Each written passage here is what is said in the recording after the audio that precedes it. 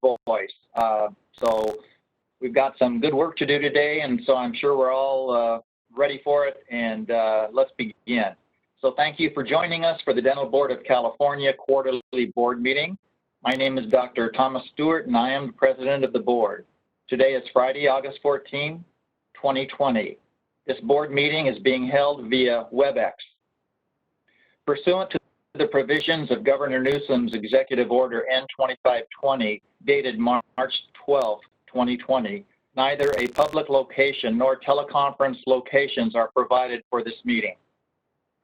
For all those who wish to participate, please log on to the WebEx website provided on the posted agenda for this meeting. Instructions to connect to the meeting are provided on the agenda. The preferred audio connection is via telephone conference and not the microphone and speakers on your computer. The phone number and access code will be provided as part of your connection to the meeting.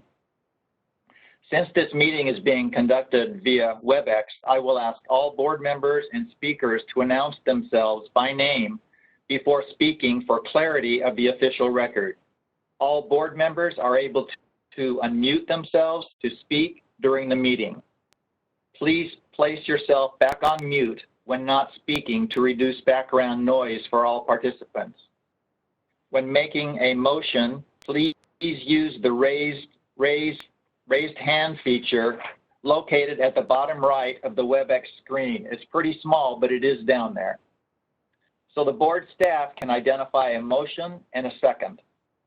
Following such online meeting etiquette will ensure the best audio quality for everyone.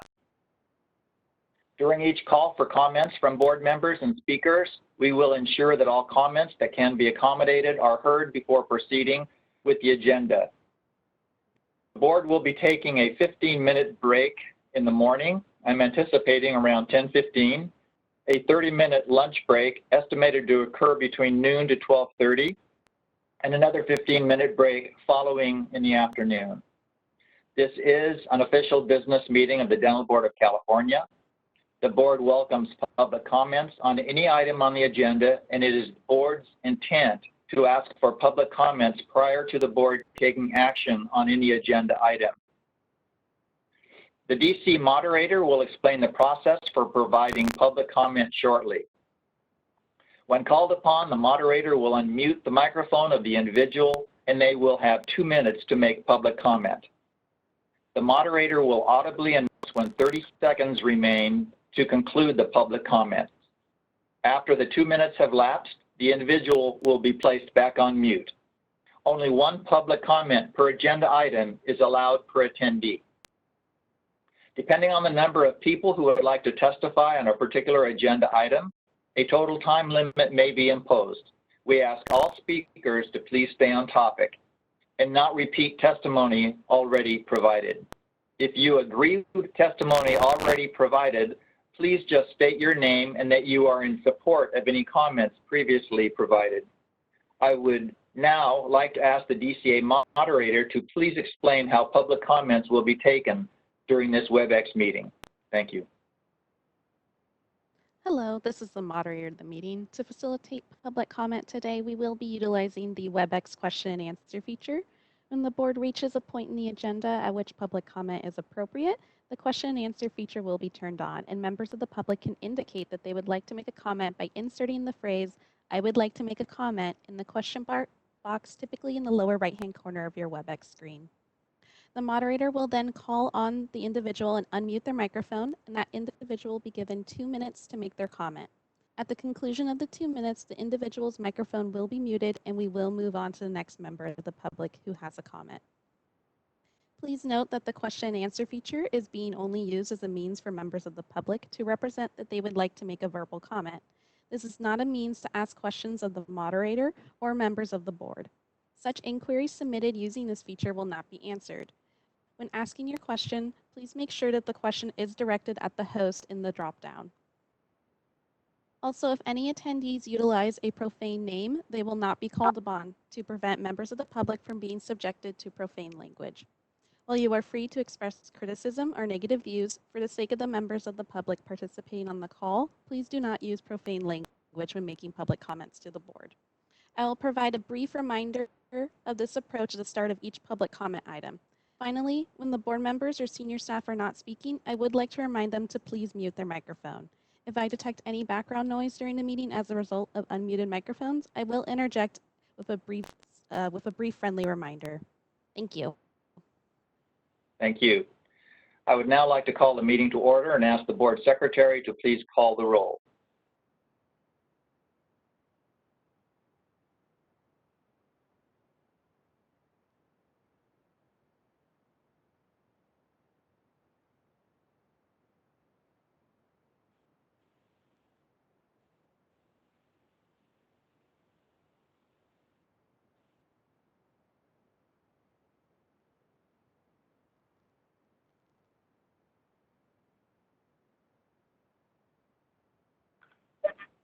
Moderator, this is the executive officer. Looks like we need to do an additional mic check on Joanne Pacheco. Sure thing. Joanne, if you, go ahead. Joanne, if you're currently speaking, your microphone is muted. Because you are connected through your phone's audio, you will need to mute and unmute on your computer screen. If you go down to the bottom of your WebEx screen and click the microphone icon, that will unmute you.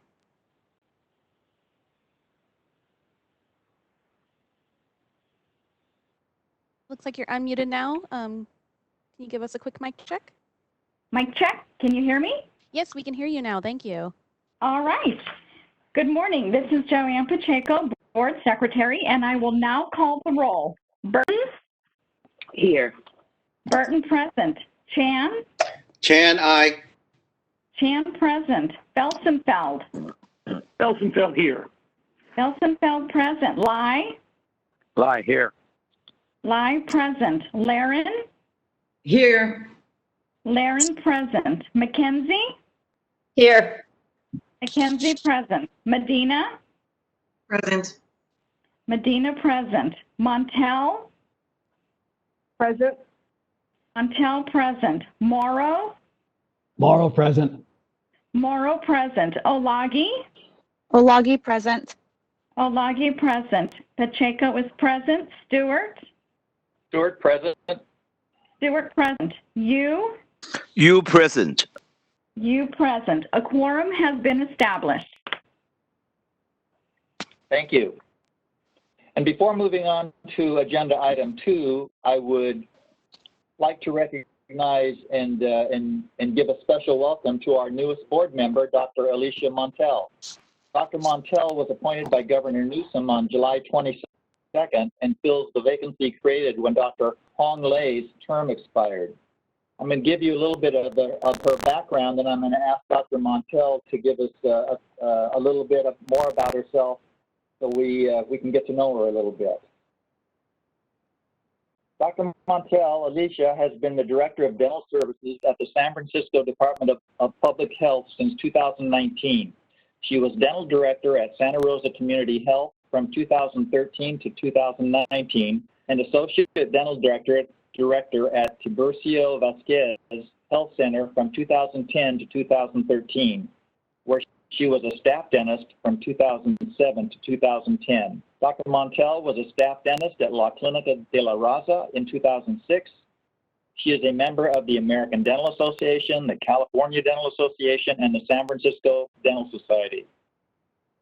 Dr. Montel earned a Doctor of Dental Surgery degree from the University of California, San Francisco School of Dentistry. So, Dr. Montel, a special welcome to the board, and we look forward to your input and to everything you're going to bring over the next number of years. So, in Kiwanis, we have a tradition. You get 2 minutes of fine-free time, and this is your 2 minutes.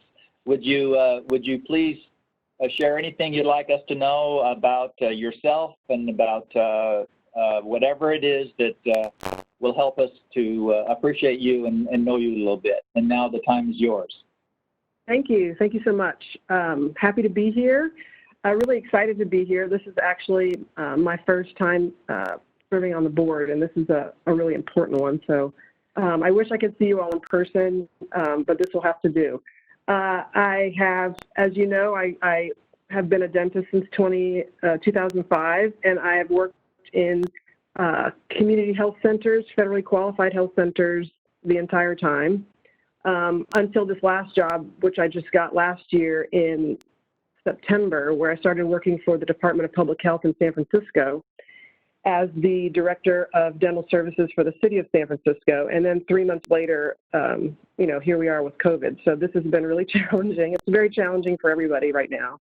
But it's a very, very interesting, and I feel like I hope I can bring a new perspective, a little bit of a different perspective to the group, just through my experience with federally qualified health centers and now with public health.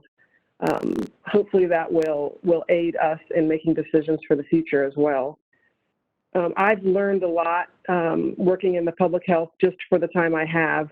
Just for you guys to know, it's pretty interesting. Not only do I oversee 5 clinics in the city, just that are federally qualified health centers, but we also are working on the health orders for San Francisco, for the city of San Francisco. So I work with the epidemiologist as the subject matter expert as far as what we're allowing the dentists in the city to do.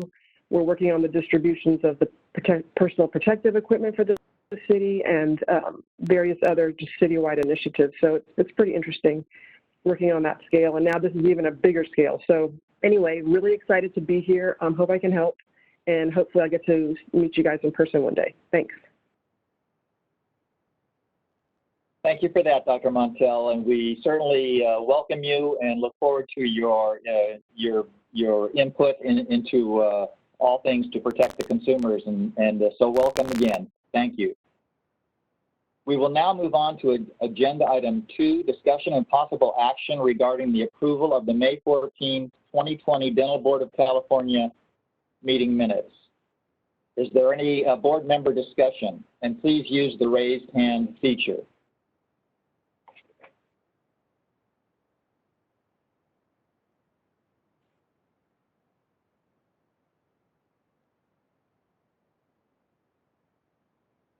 I'm seeing no raised hands. Is there a motion and a second? Motion, Burton. Second. Thank you. Second, you. We have a motion and a second. So thank you. So please turn off the hand feature once the motion and second now has been recorded. The motion is to accept the meeting minutes of May 14th. Are there any board comments?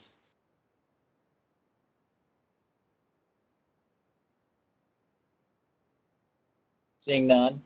Are there any public comments? DCA moderator, can you please facilitate the lines for public comment? All right, this is the moderator, and at the direction of the board, I have opened up the Q&A feature for public comment. If you would like to make a public comment, please click on that icon of a question mark within a square located at the bottom center of your WebEx screen. We're currently sharing instructions on the screen for your reference. In the Ask field, typically in the lower right-hand corner of your WebEx screen, type I would like to make a public comment and send to all panelists. I will pause a moment to allow members of the public time to access that Q&A feature.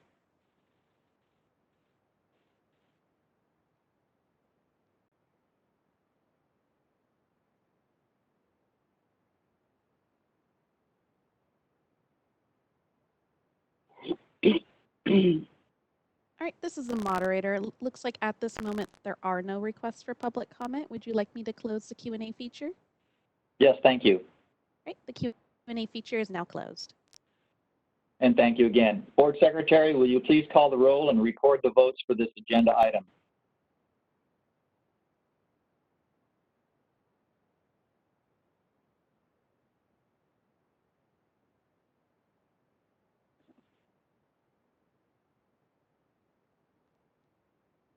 This is the moderator. Just as a reminder to please unmute your microphone when you are speaking.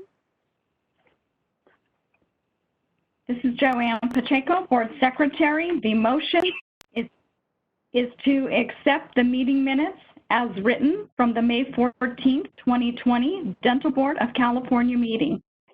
I will now call the roll. Burton? Burton, aye. Burton, aye. Chan? Chan, aye. Chan, aye. Felsenfeld? Felsenfeld, aye. Felsenfeld, aye. Lai? Lai, yes. Lai, aye. Laren? Laren, yes. Laren, aye. Mackenzie? Yes. Mackenzie, aye. Medina? Medina, aye. Montel? Aye. Montel, aye. Morrow? Morrow, I. Morrow, aye. Olagi? Olagi, I. Olagi, aye. Pacheco, aye. Stewart? Stewart, aye. Stewart, aye. You? You, yes. You, aye. Motion passes. Thank you. Thank you. We will now move on to agenda item 3, public comment on items not on the agenda. Are there any public comments on items not on the agenda? And DCA moderator, can you please facilitate the lines for public comment? Hello, this is the moderator, and at the direction of the board, I've opened up the Q&A feature for public comment. Members of the public, if you would like to make a comment, please click on that icon with a question mark within a square located at the bottom center of your WebEx screen.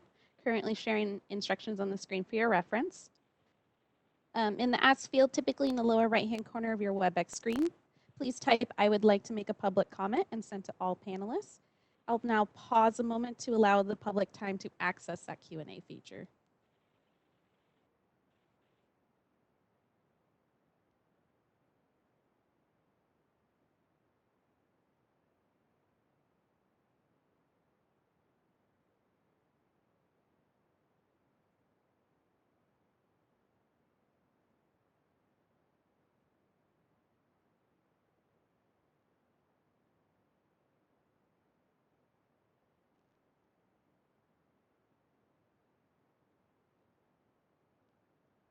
All right, this is the moderator. It looks like at this time there are no requests for public comment. Would you like me to close the Q&A feature?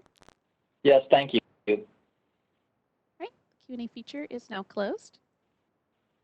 And thank you. We will now move on to agenda item 4, the budget report. And I will ask Wilbert Ramboa, Administrative Services Manager, to present this agenda item.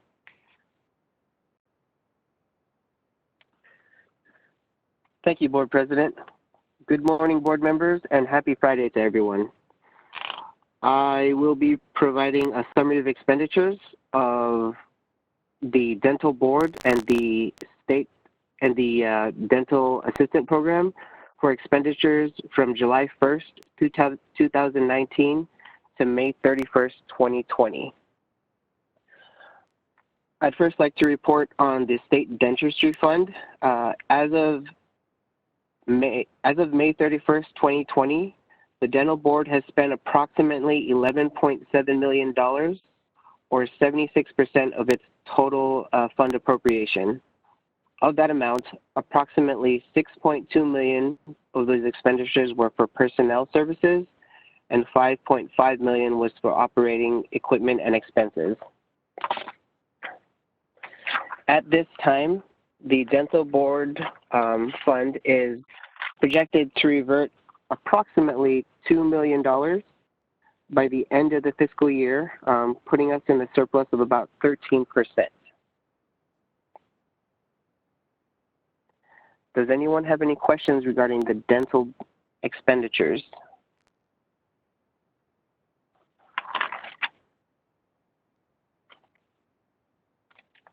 No? Okay. I'm going to be moving on to the State Dental Assistant Fund. For the State Dental Assistant Fund, the board spent, the Dental Assistant Fund spent approximately $1.5 million, or approximately 59% of its appropriation. Of that amount, $602,000 was spent for personnel services, and $930,000 was spent for OE&E. At this time, the dental assistant program is projected to revert roughly $820,000, which puts the state dental assistant fund with a surplus of approximately 32%.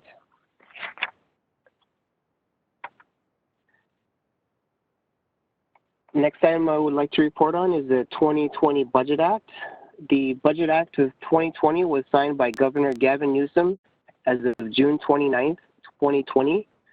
This outlines the state's budget for July 1st, 2020 to June 30th, 2021.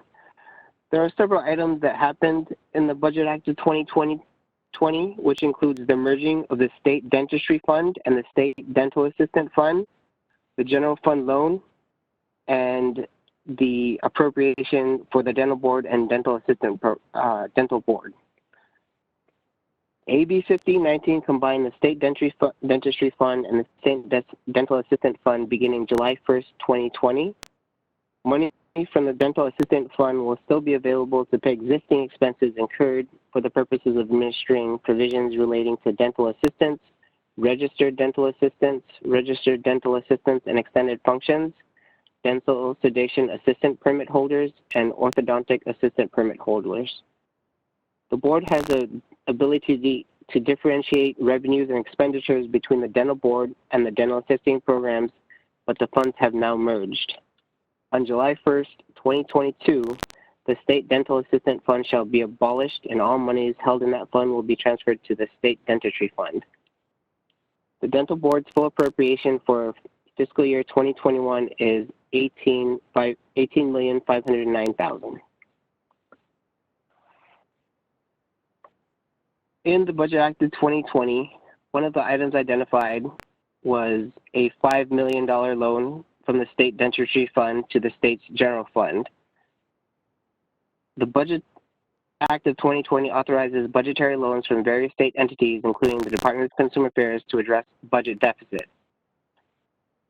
Just an example of GF loans that were given out, for instance, besides the dental board being loaning $5 million, entities such as the Board of Barbering and Cosmetology loaned $25 million, accountancy lent $10 million, the Vehicle Inspection and Repair Fund loaned $30 million, and the High Polluter Repair or Removal Account loaned $60 million. So in essence, a $5 million loan from the dental board can be absorbed at this time. If the loan is scheduled to be repaid with interest in fiscal year 24-25, and DOF shall repay the loan sooner if it's determined that the originating fund needs the money or the receiving fund no longer requires the money. At this time, based on the fund condition received from the budget office, the board is projected 6.8 months in reserve for fiscal year 2021 and projected 7.8 months in reserve for fiscal year 21-22, meaning we have a minimum of 7 months to operate. Worst case scenario, if we do end up running out of funds.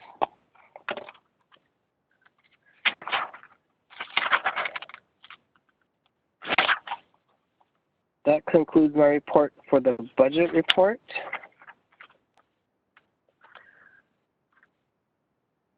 Thank you, Wilbert. Are there any board member comments? Please use the raise hand feature.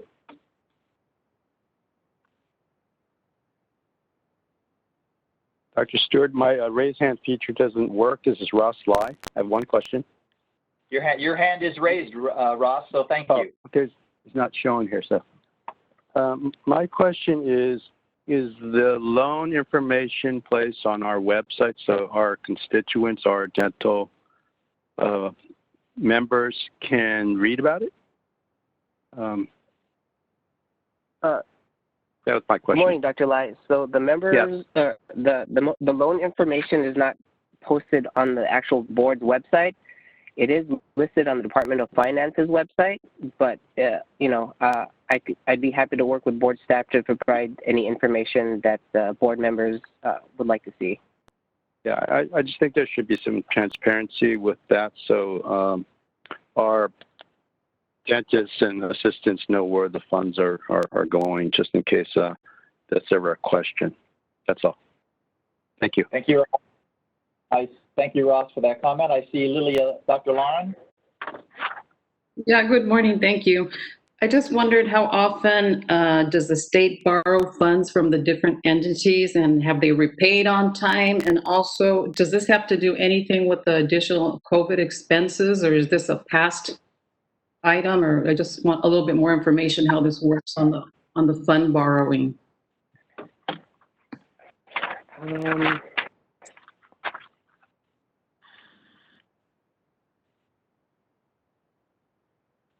Give me a second. Typically, good morning, Dr. Levine. Typically, loans have been repaid on time. I will look a little bit further into, what the need was for the additional loans from for the general fund.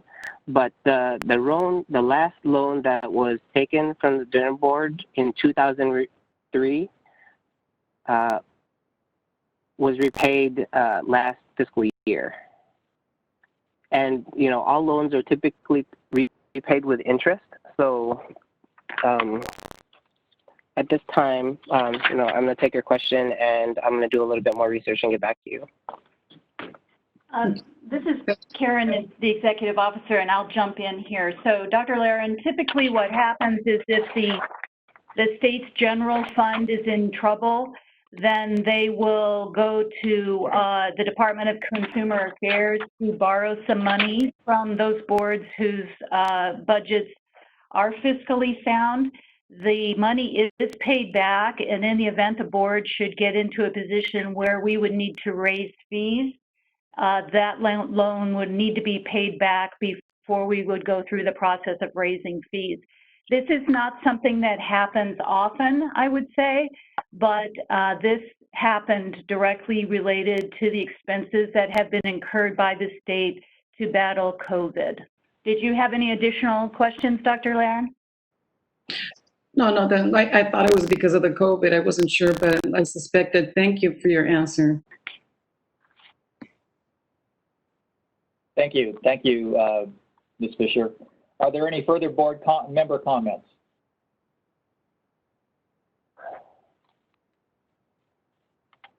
Are there any public comments? And DCA monitor, can you please facilitate the lines for public comment? All right, this is the moderator, and at the direction of the board, I have opened up the Q&A feature for public comment. Members of the public, if you would like to make a comment, please click on that icon with a question mark within a square located at the bottom center of your WebEx screen. We're currently sharing instructions on the screen for your reference. And it looks like we do have one individual who has requested public comment. Give me one moment while I get my timer up. Individual identified as Claudia Paul.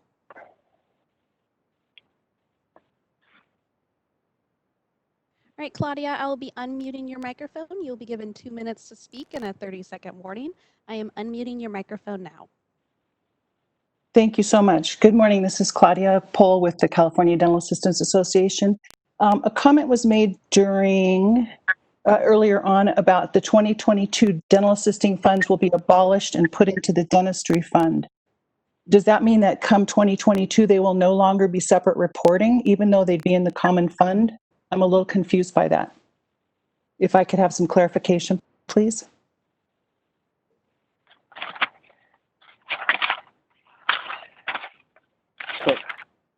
Hi, good morning, Claudia. Good morning. So, as of 2022, it shall be abolished, but there will be a way for the dental board to track the expenditures and revenues of the dental assisting program and the dental board.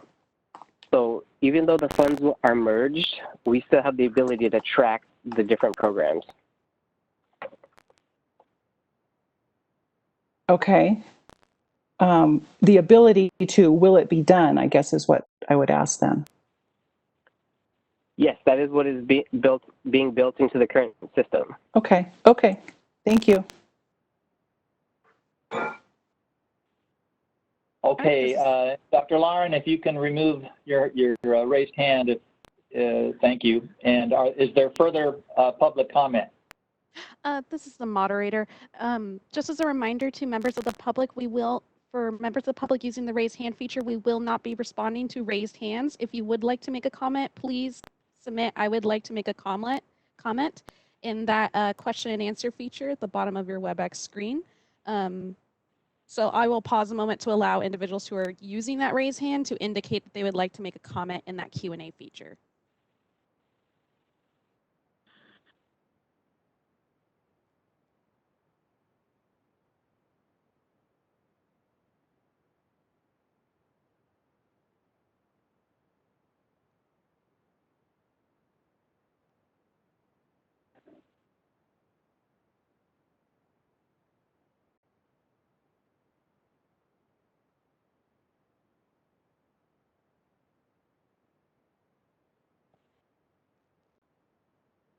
All right, this is the moderator again. It looks like there are no, oh, never mind. We do have one individual who's requested public comment, individual identified as Bruce Witcher. Bruce, give me 1 second to find you in the attendee list. You'll be given 2 minutes to speak and a 30-second warning. I am unmuting your microphone now. Thank you. Just a historical perspective as a longtime board member, I very well remember the $10 million loan that we made at the time during the last budget deficit under the Schwarzenegger administration. And as Wilbert indicated, it took a long time to pay that back. And we did sort of have some stressors on our budget during that time. The money, when it was finally repaid, I believe was repaid with interest, so it was most welcome. This is a pretty common practice, and they borrow not only from DCA boards, but across all of state government, I believe. Karen would probably know more about that than I. So I don't think it's a huge cause for concern since our 6-month reserves still look pretty good. It's amazing to me that they look that good. But this is not the first time, and I'm sure it won't be the last. And it is a budget deficit that usually triggers this. Thank you.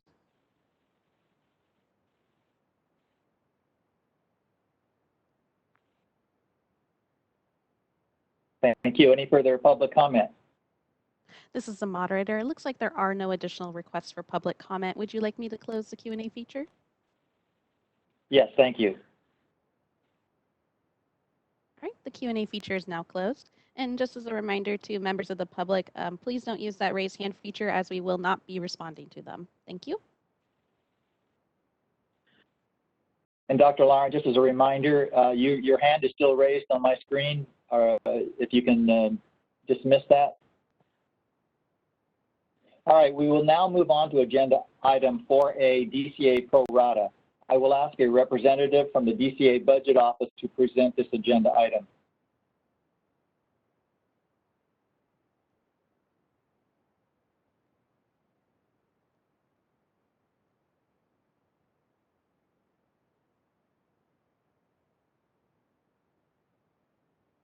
This is the moderator. Apologies. This is the moderator. We promoted Taylor Schick up to a panelist. Taylor, are you able to give us a quick mic check? Yeah, I'm check. This is Taylor Schick from the Department of Consumer Affairs Fiscal Office. Wonderful. We can hear you. Thank you. Perfect. Good morning, everyone. Thank you for having me today.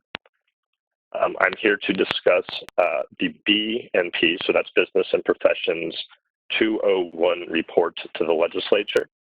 This is a report that is prepared by the Department of Consumer Affairs annually, and it details the various methodologies we use to allocate the department's administrative costs across all the various boards and bureaus under the auspice of the department. So in the board meeting materials, I believe it starts on page 31. So if you want to follow along, or I'm just going to do a brief overview of the document and then specifically highlight the dental board's contributions to it, and then open up for any questions that anyone may have. So the report does go out with a letter to the legislature. It does identify a high-level overview of the methodologies that we use as a department for a lot of our various administrative functions. We have certain functions where we don't have a consistent workload widget to drive an allocation. So for those types of functions, which are typically our more administrative functions, internal audits, legislative affairs, our training program, all of our fiscal operations, business services, and human resources office, those are all allocated out to all the boards and bureaus by authorized position count ratio. So based on the total authorized positions that the dental board has compared to the total authorized positions, all DCA board and bureaus, that's the percentage of those costs that are allocated to the board. Likewise, we have several units that we do produce workload metrics for, primarily in our call center, our consumer information center. So we drive costs on that based on prior year workload volume. Typically, that unit will track all emails, correspondence, and calls that come in by the very specific board or bureau in which they took the call for. And those costs are distributed based on that total volume as a ratio compared to the total of all boards and bureaus. Additionally, with our Consumer Information Center, we also take a significant volume of calls that are non-jurisdictional, meaning these are calls that are maybe about landlord-tenant disputes, about what's going on with COVID, or general questions about the state of the situation where consumers may call the Department of Consumer Affairs for assistance. We still answer those calls, provide responses, or direct those individuals to the correct departments that can help them, but it is still a cost that we incur. So those costs are actually, we split out those costs and we distribute those based on authorized position count. So even if there's a program that doesn't get direct calls in our call center, they will still pay a share of those calls because it benefits the totality of all of DCA. We also have our Office of Information Services. This is our unit that does all of our IT infrastructure, supports the brief system, and all other IT infrastructure systems for the department. That one has a variety of different cost centers in which they develop their costs around. Some of those metrics are based on licensee volume counts, record counts, number of devices connected to the network, the types of workload volumes we use to break out that budget and appropriately distribute those costs to all the boards and bureaus. So this letter includes high-level description of that, as well as it provides some sample calculations to really explain just sort of how simply we just distribute those cost ratios across all boards and bureaus for those costs. The very final document in this letter, which should be on page 37, is a full accounting of the 2021 Department of Consumer Affairs distributed costs. So this is the department's pro rata, and you can see it's distributed out by those high-level programs that I discussed a little earlier. And it also breaks out every single board and bureau and their share of those costs. About a quarter of the way down that sheet, you will see, and I apologize, it is a lot of information on that sheet, so the font is fairly small. But about a quarter of the way down, you will see the Dental Board of California with a 2021 authorized positions of 88.8. And then just going across, you will see the costs allocated as a total share of each of those units for the Dental Board of California. For the fiscal year of 2021, the board is budgeted to pay for departmental administrative costs of approximately $3 million, which equates to about 16%, of the board's overall budget appropriation. If you look at the very bottom of the chart, you'll see that the average across all of our boards and bureaus is 19%. And the variety of the percentage is really dependent on the type of workload and usage that each board and bureau gets from the department. For example, the dental board has its own investigators, so they do not use the investigative services typically of the Division of Investigation outside of the Special Operations Unit, which benefits all programs.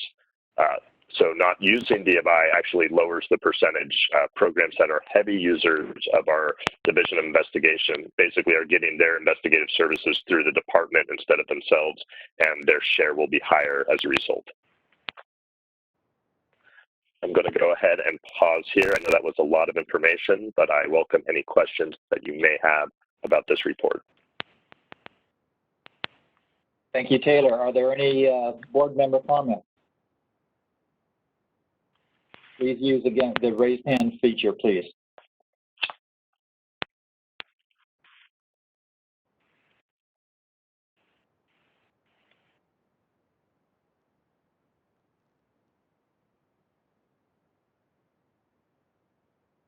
Dr. Witcher, your hand is raised, but might be from the last time. So if you don't mind, if you don't have a comment, you can lower your hand. I'm not seeing any hands raised. Are there any public comments? DCA moderator, can you please facilitate the lines for public comment?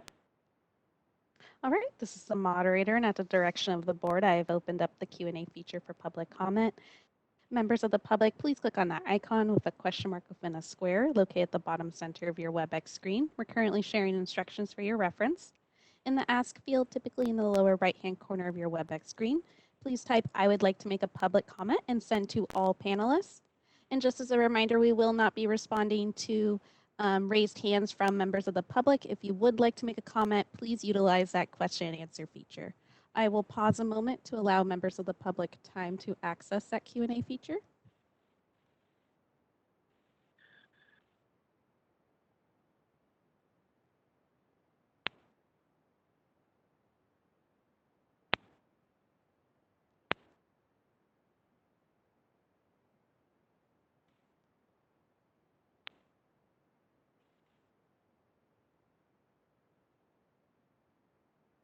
This is the moderator. It looks like at this time there are no requests for public comment. Would you like me to close the Q&A feature?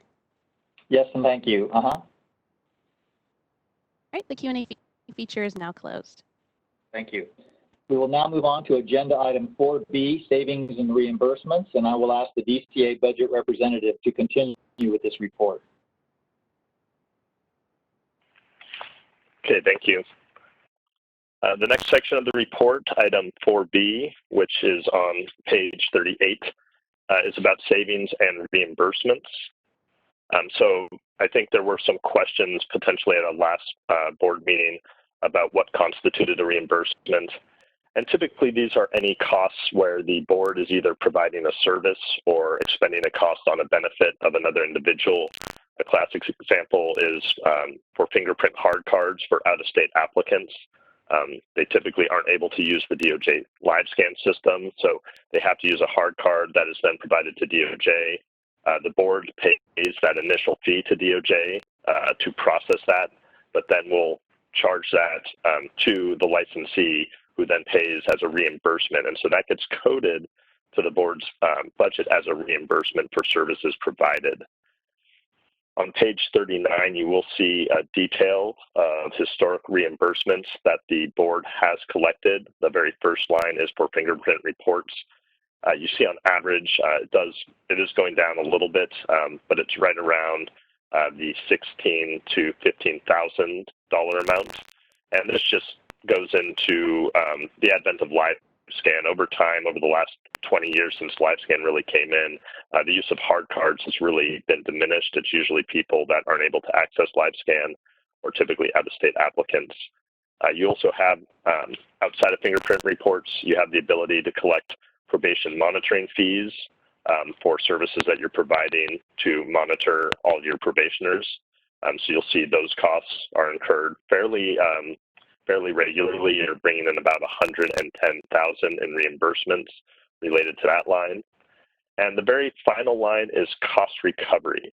Now, this is typically when you have a disciplinary action against a licensee, and as part of their settlement agreement, the court will order them to pay cost recovery to the board for the services that were rendered during that investigation. Just to note, the Department of Finance will typically not let us schedule reimbursements against cost recovery because it is not a service that is provided on a regular basis. It's a sort of an unknown quantity. Even though you do collect it every single year, it's not something that you can really schedule or count on. But historically, the board has brought in roughly $500,000 annually in cost recovery. Now, regardless of our ability to schedule it as a reimbursement against your budget, we still do code it as a reimbursement. To get into a little bit more detail, in the board's budget authorized for 2021, approximately of the board's overall appropriation, I believe it's 283,000 of that appropriation is dependent on collecting reimbursements, in which all those fingerprint reimbursements, probationary reimbursements, and cost recovery gets applied to that 283,000. So you're not able to spend into that appropriation unless you collect the reimbursements to cover it. And currently the board is more than enough covering the total cost of that reimbursement budget that is scheduled. I will also note that any over-collection of reimbursements is a net against your overall expenditures when we look at the fund condition. So at the end of the year, if you expend, say, $15 million of your budget appropriation and you over-collect reimbursements by, say, $500,000, your overall expenditures against the fund will actually only be $14.5 million, because we apply that over-collection of reimbursements against your expenditures, and it will actually net out and reduce your expenditures against the fund since you brought that money in as a reimbursement. I know reimbursements are a little complicated, so I will go ahead and pause here for any questions that any of the board members may have. And thank you. Are there any board member comments? And again, please use the raise hand feature.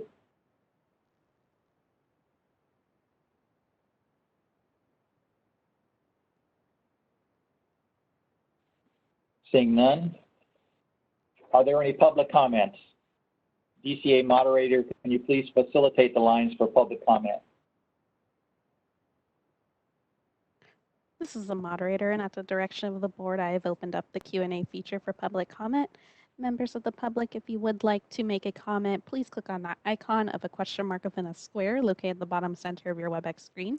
We're currently sharing instructions for your reference. In the Ask field, typically in the lower right-hand corner of your WebEx screen, please type, "I would like to make a comment," and send to all panelists. And it looks like we do have one individual who has requested public comment.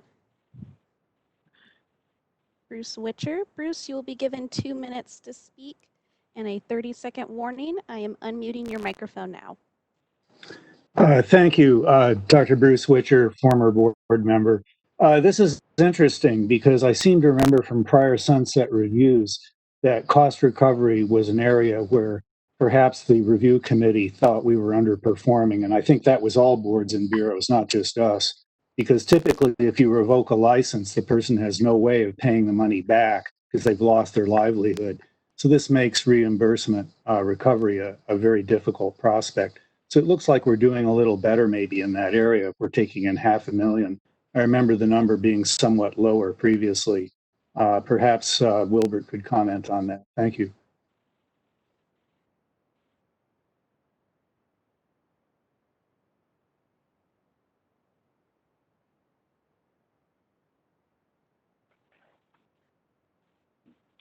Hi, good morning, Dr. Witcher.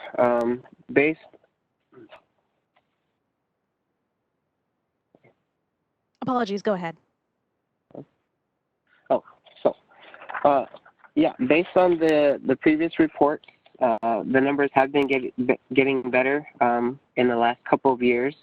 But you know, we're going to continue to monitor cost recovery and you know, see how the program goes.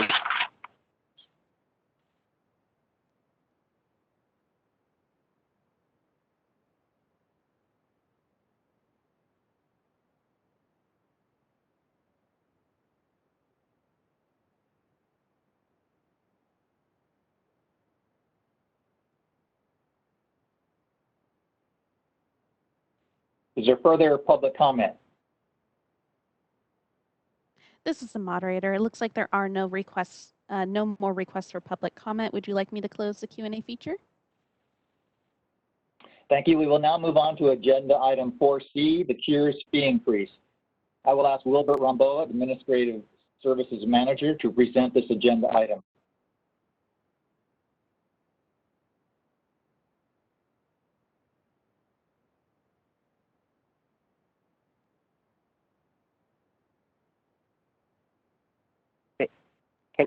Good morning, board members. This is Wilbert Rumbawa, and I'll be presenting on the cures fee. At our previous meeting, we had stated that the cures fee was going to be increased.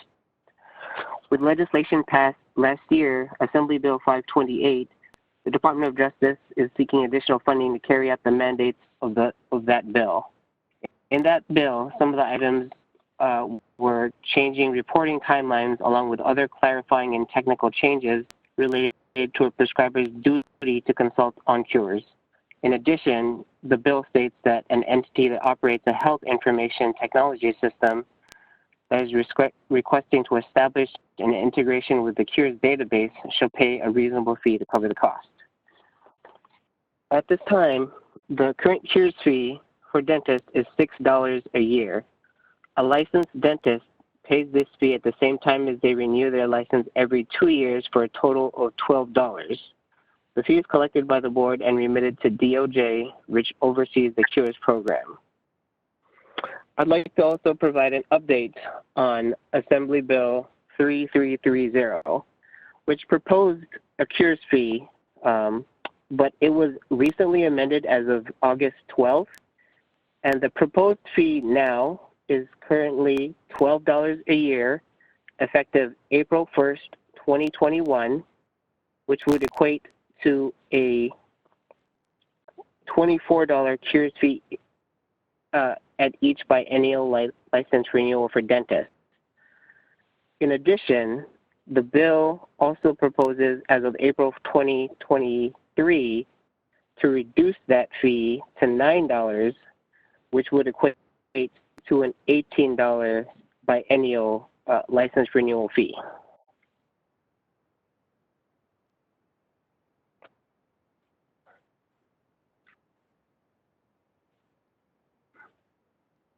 Are there any board member comments at this time? I see Dr. Chan. Dr. Chan? Yes, this is Chan.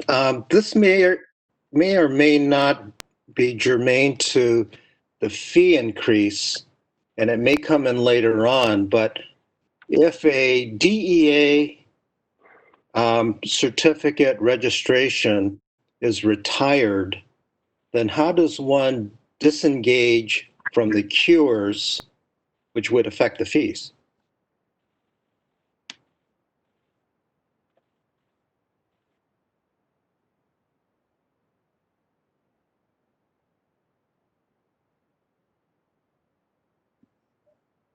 Any staff can answer that one.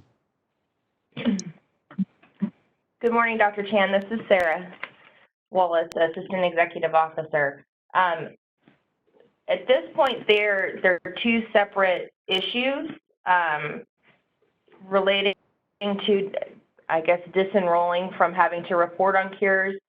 The cures fee is required of, I believe, every active dental license in the state of California, regardless of whether or not they have a DEA permit.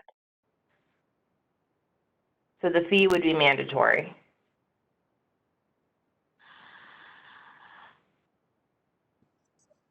This is Chan again. I can ask you offline on this because on paragraph 2 of the agenda item, it seems to be in contradiction because it says, who hold a DEA registration must register and consult cures. So one plus the other one, not, I'll have to ask you offline. Okay, I'd be happy to answer any questions. Thank you, Dr. Chen. Any further board member comments?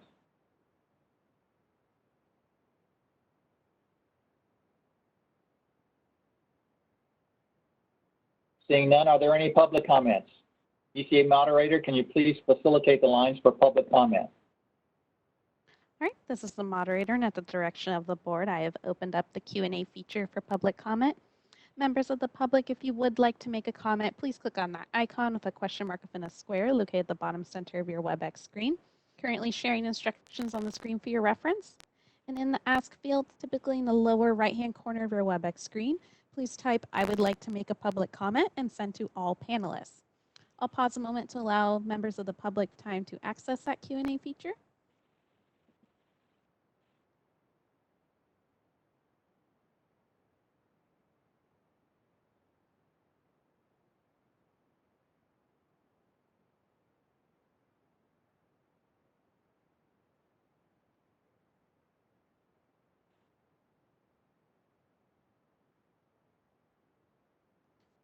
Great, this is the moderator again. It looks like there are no requests for public comment. Would you like me to close the Q&A feature?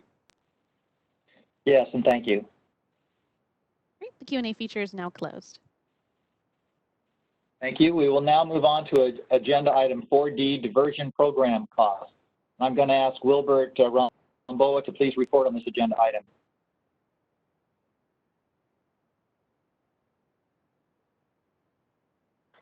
Good morning, board members. I would like to provide an update on the diversion program costs. At our previous meeting, it was brought to our attention about costs for the diversion program, and in an effort to provide additional information, board staff have added this agenda item. The board acknowledges and recognizes that a professional's abilities may be impaired by alcoholism and other drug dependencies. In an effort to deal with this problem in a rehabilitative manner, the board developed the diversion program. A licensee may contact the diversion program as a self-referral, may be referred by enforcement staff as a result of an investigation, or may be ordered to be evaluated by the committee as a probationary condition following a disciplinary order. The board contracts for the diversion services from Maximus and pays a monthly fee for the service. The fee varies by month and is calculated based on the number of participants. A retention of 10% of the cost is withheld each month and paid at the end of each calendar year. Each participant enrolled in the diversion program pays a co-payment directly to the vendor and is responsible for paying their own testing and lab fees. If a participant is a probationer, then monthly probation monitoring fees apply.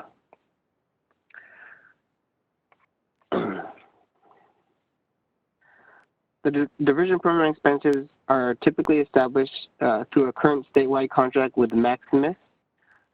The current Maximus contract is valid from was valid from January 2015 to December 31st, 2019.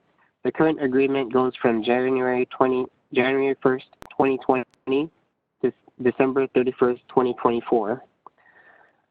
At present, the uniform charge per participant is approximately $450 a month. Approximately 22% of each participant cost, which is $100 a month, is offset by participants. The remaining portion, $350, is the board's cost per participant to operate the program. Historically, the diversion program cost to the board for the past 3 fiscal years has been $47,000, $49,000, and $37,000.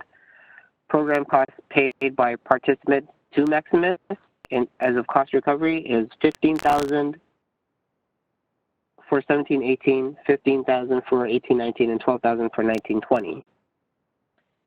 Some of the additional minor expenses can be attributed to travel costs when the board's diversion program manager must attend meetings in Southern California.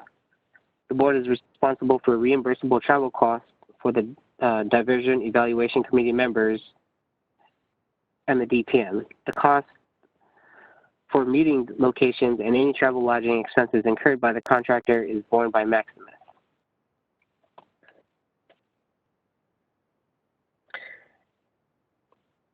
At this time, there's no action necessary. Is there any board member comments?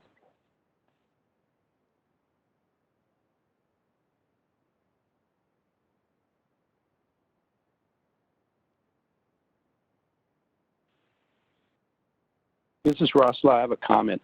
My hand signal is not working again.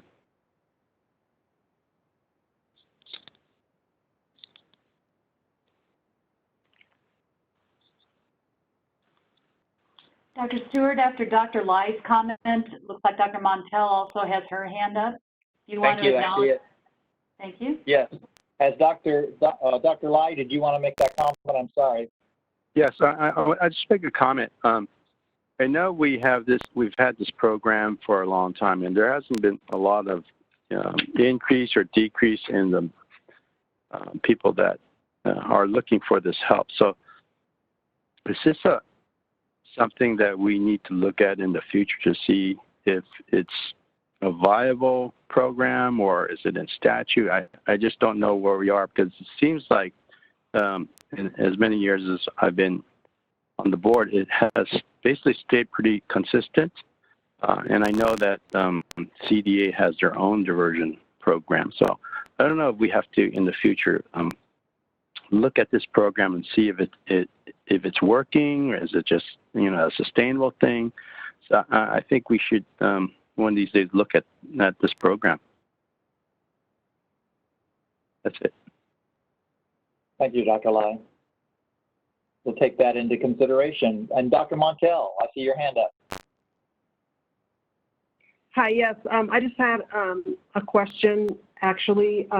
If the $450 a month charge included the testing and lab fees, or if that was on top of that. And then I actually also did kind of want to understand if the Maximus, I guess it sounds like we've been working with Maximus for a long time, and if we had looked at other options recently, or do we do that on a periodic basis? Thanks.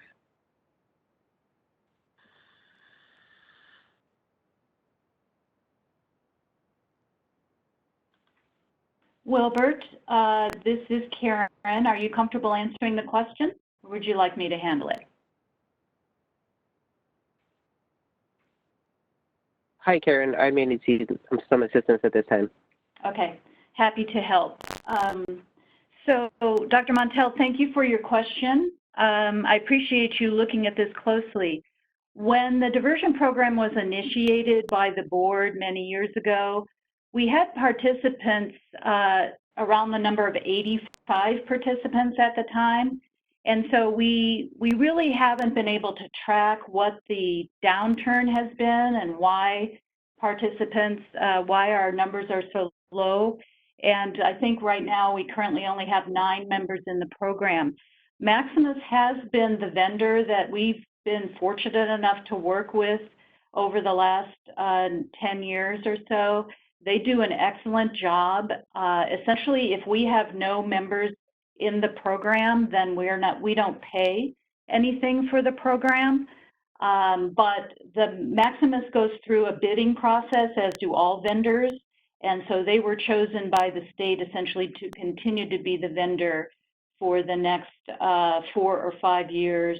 And then when that contract is over, again, the bid goes out and it's considered a state contract. So that's how we do business. But Maximus has done an excellent job. They have excellent people working for them. Virginia Matthews, who's the director of the program, is highly skilled. And we have had presentations in the past to the board, and I know that Dr. Vixie has been a huge proponent of the diversion program and would be happy to come back at a time and talk about what's currently going on in the diversion program and offer some suggestions about what could be done to improve the program if that is necessary.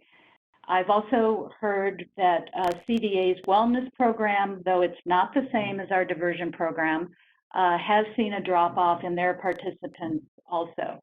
Now, it'd be lovely to assume that the disease of alcohol and drug addiction is decreasing, but we know that not to be the case. So this certainly can be something that can be agendized for a future meeting. Dr. Montel, did I address most of your questions? Yes, thank you. And just really quickly, is the testing and lab fees, is that included in the $450 a month? I just wondered if that was separate on it is. Okay, thanks. Yes, it is set. The lab fees are separate costs that go to the participant. Now, the charge is $450 a month, but the participants only pay a small portion of that, and the board subsidizes the rest of it. So they pay a small portion of the $450, and then on top of that, they are responsible for their lab fees. Okay, thank you. You're welcome. Thank you, Dr. Montel. Any further board questions? Comments? This is the moderator. I see Seeing a none. hand raised from Stephen Morrow. I see Dr. Morrow.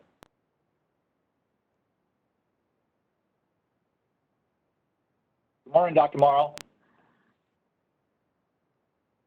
Just a comment regarding the CDA wellness program versus the board's diversion program. My understanding is that only those dental licensees in the state that are members of CDA are eligible for CDA to participate in CDA's wellness program. So therefore, if the board does not have a diversion program, we would be missing a number of, I would hope that every dentist in the state is a member of CDA, but reality says they are not. So unless the board maintains a diversion program and say, well, we'll rely on CDA's wellness program, then we're going to miss a number of licensees that need to have some help in this area. Thank you, Dr. Morrow, for those comments. Any further board comments?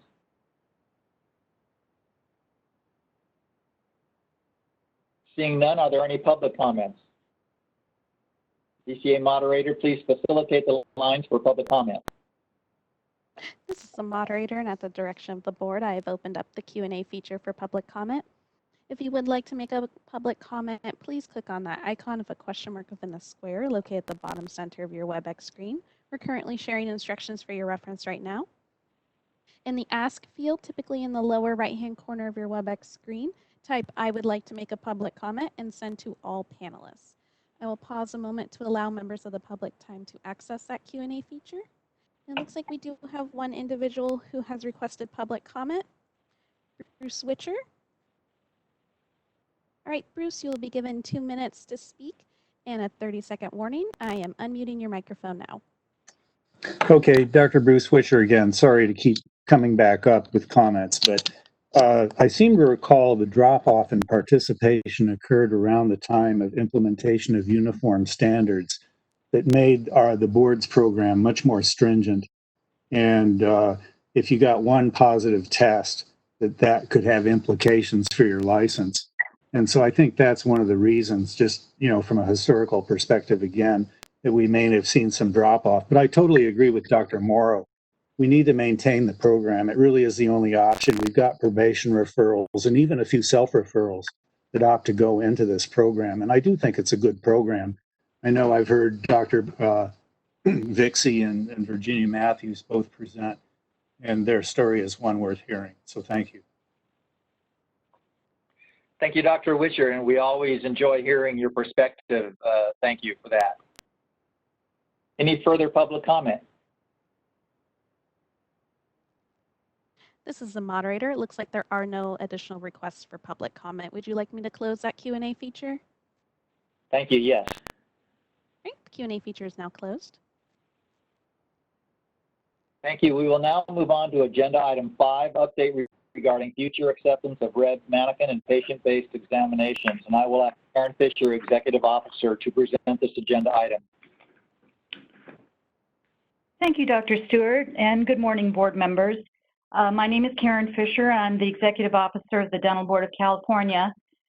Agenda item 5 is merely an update. I did receive notification from Beth Cole, the Executive Officer of the Western Regional Examination Board, on July 29th. And in an email, she asked whether or not the board would continue to accept the mannequin-based examination moving forward, or whether the board would be requiring the patient-based examination.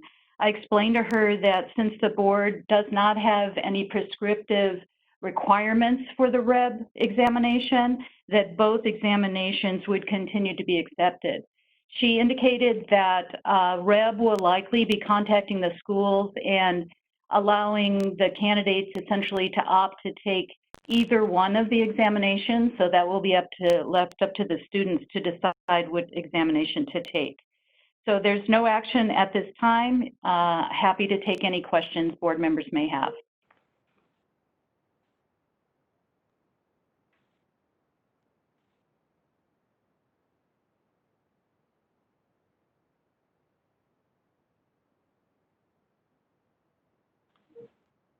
Thank you, Dr.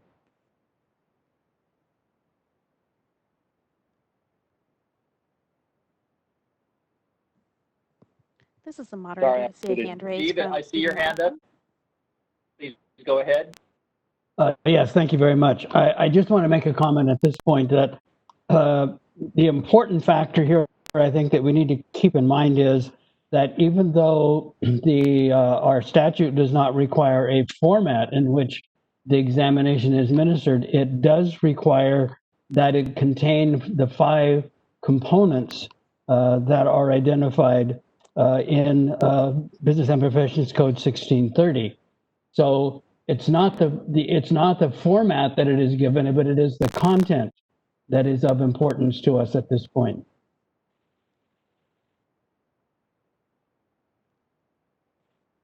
Karen, do you have a comment? Would you like to respond to that comment? Thank you, Dr. Stewart. No, basically, Dr. Morrow was just reiterating what I have written in the memo at the bottom that said the only requirement for the exam is that it cover the 5 competencies. Yes. Thank you.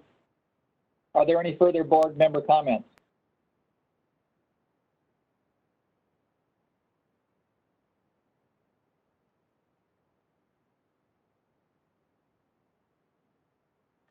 Seeing none, are there any public comments? DCA moderator, please facilitate the lines for public comment.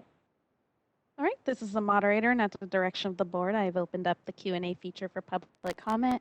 Members of the public, if you would like to make a comment, please click on that icon of a question mark within a square located at the bottom center of your WebEx screen. We're currently sharing instructions on the screen for your reference. And in the Ask field, typically in the lower right-hand corner of your WebEx screen, please type, "I would like to make a public comment," and send to all panelists. I'll pause a moment to allow the public time to access that Q&A feature.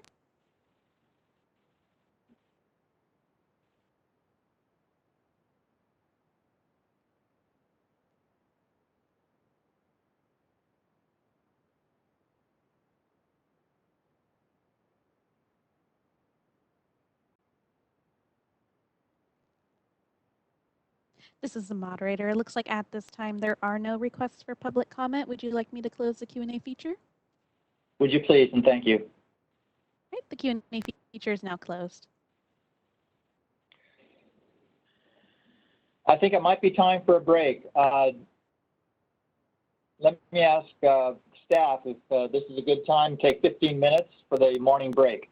I'd say it's a perfect time to take this 15 minutes for the break. All right, then it's we'll be back at 10:30, and thank you.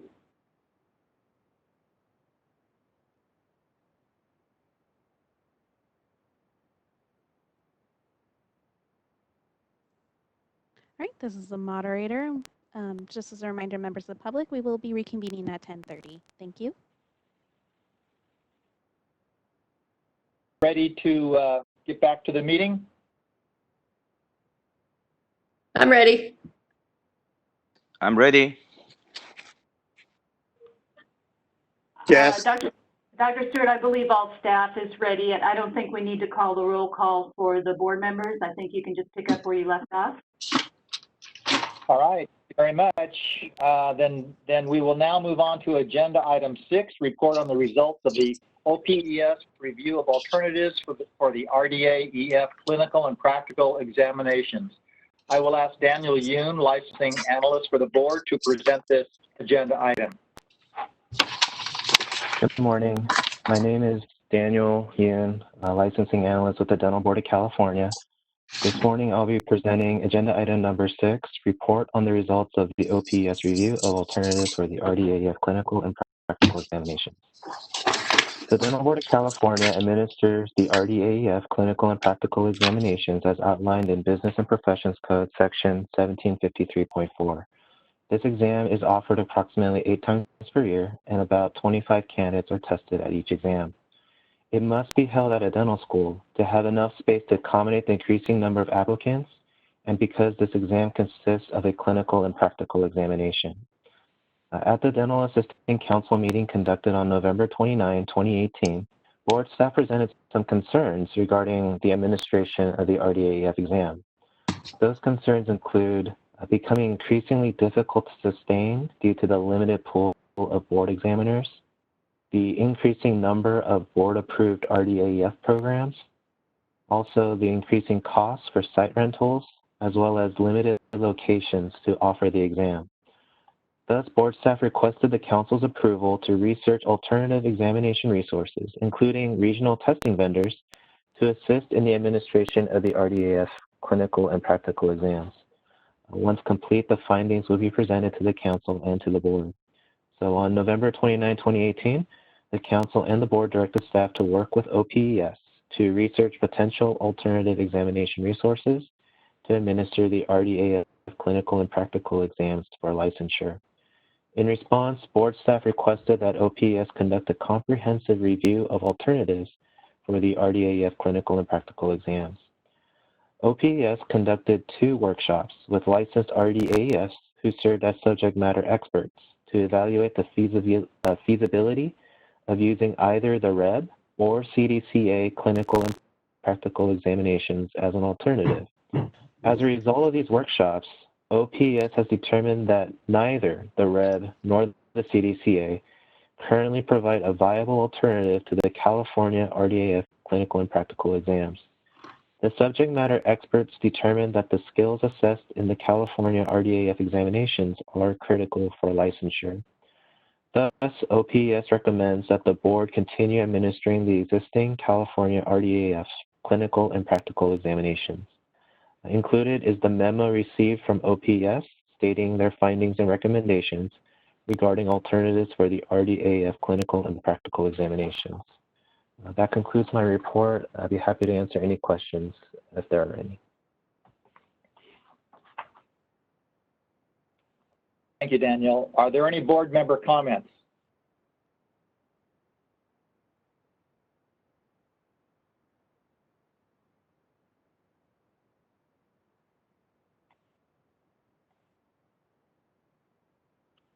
I see none. Are there any public comments?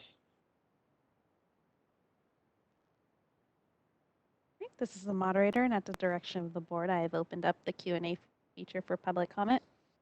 Members of the public, if you would like to make a comment, please click on that icon with a question mark in a square located at the bottom center of your WebEx screen. We're currently sharing instructions for your reference right now. In the Ask field, typically in the lower right-hand corner of your WebEx screen, please type, "I would like to make a comment," and send to all panelists. I'll pause a moment to allow public time to access that Q&A feature.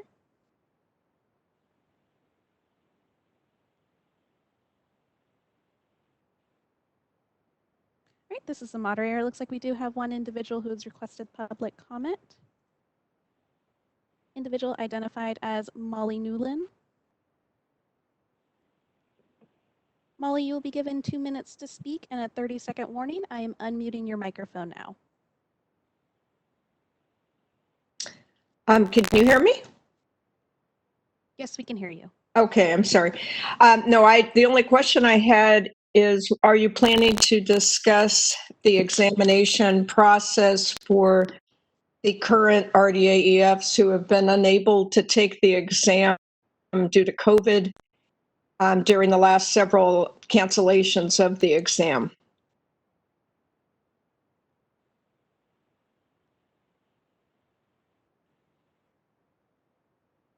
In other words, what are your plans to accommodate those individuals who have completed the programs but have not been able to take an examination?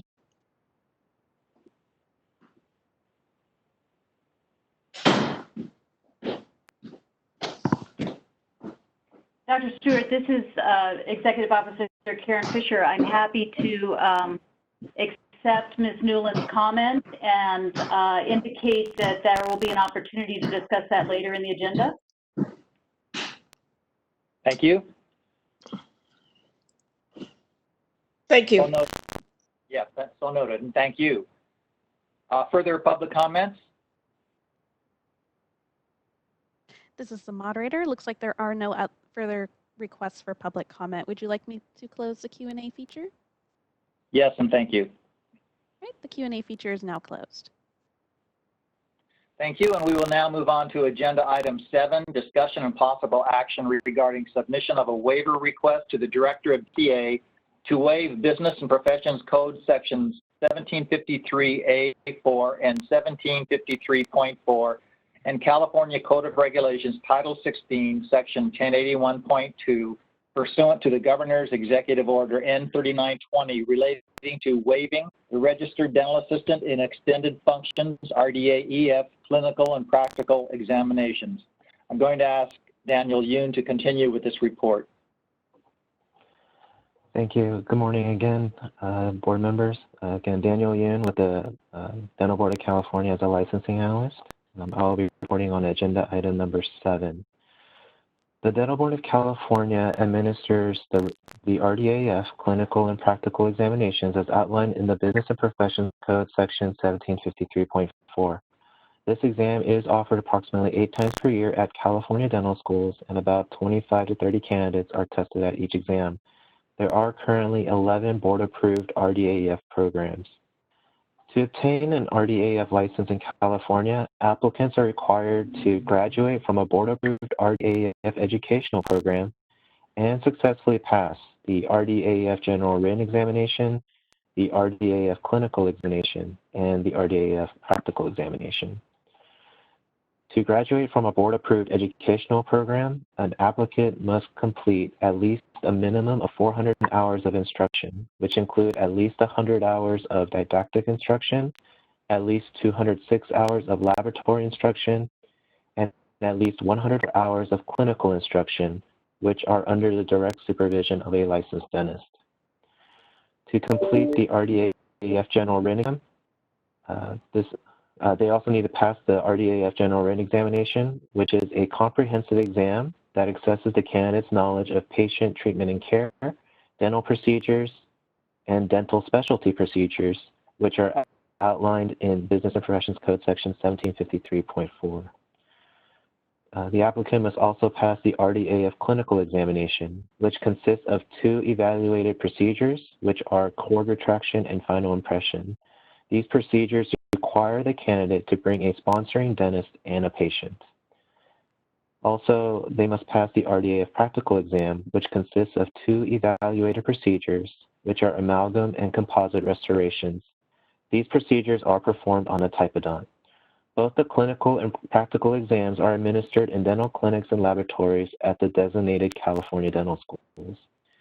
Because of their size and their ability to accommodate the number of candidates testing, the RDAF clinical and practical exams are offered at UCLA in Southern California and at UCSF in Northern California. However, in May of this year, due to the governor's stay-at-home order and concerns surrounding COVID-19, board staff received notification that both UCLA and UCSF would not be able to host the RDAF clinical and practical exams. Thus, the exams that were scheduled for June 2020 were canceled. Again, in July of this year, due to COVID-19 concerns, board staff received notification that both UCLA and UCSF would not be able to host the exams scheduled in August 2020. Thus, the exams were canceled. And in addition, for the remainder of 2020, both schools are uncertain if they will be able to host our examination. The board has already established by working with OPS that due to ethical and practical considerations, dental licensure exams are moving away from patient-based assessments. This trend has been accelerated by the COVID-19 pandemic. Thus, because of the challenges the board is experiencing with the administration of the RDAF clinical and practical exams, the fact that RDAFs are a supervised profession requiring supervising dentists to determine when an RDAF is ready to practice and perform the duties of their licensure, also the fact that the board has not received consumer complaints relating to RDAS performing these tested procedures, and the fact that the board has already suspended and eliminated the registered dental assistant practical exam for similar issues, board staff is recommending the board to take the following actions. To direct staff to submit a waiver request to the Director of the Department of Consumer Affairs that would suspend the requirement for a specified amount of time for RDAS to successfully pass the clinical and practical exams. To direct staff to work with OPS to immediately begin written examination development for the RDAF General Written Examination to ensure skills identified in the June 2016 RDAF Validation Report, which are currently assessed in the clinical and practical exams, are measured as application to those knowledges on the written exam. To direct staff to work with OPS to develop a RDAF licensing model that includes a combination of dentist verification and certified coursework. And finally, to direct staff to seek an author to carry legislation to repeal the requirements of the RDAF clinical and written examinations permanently. This concludes my report. If there are any questions, I'd be happy to try to answer them. Thank you, Daniel. So we have a, yes. I'm sorry, this is Sarah. I wanted to clarify on the staff recommendations or request for action on item 4. It should have read the RDAEF clinical and practical examinations permanently, not the written examination. I apologize. Thank you. Thank you, Sarah, for that. All right, is there any board member discussion?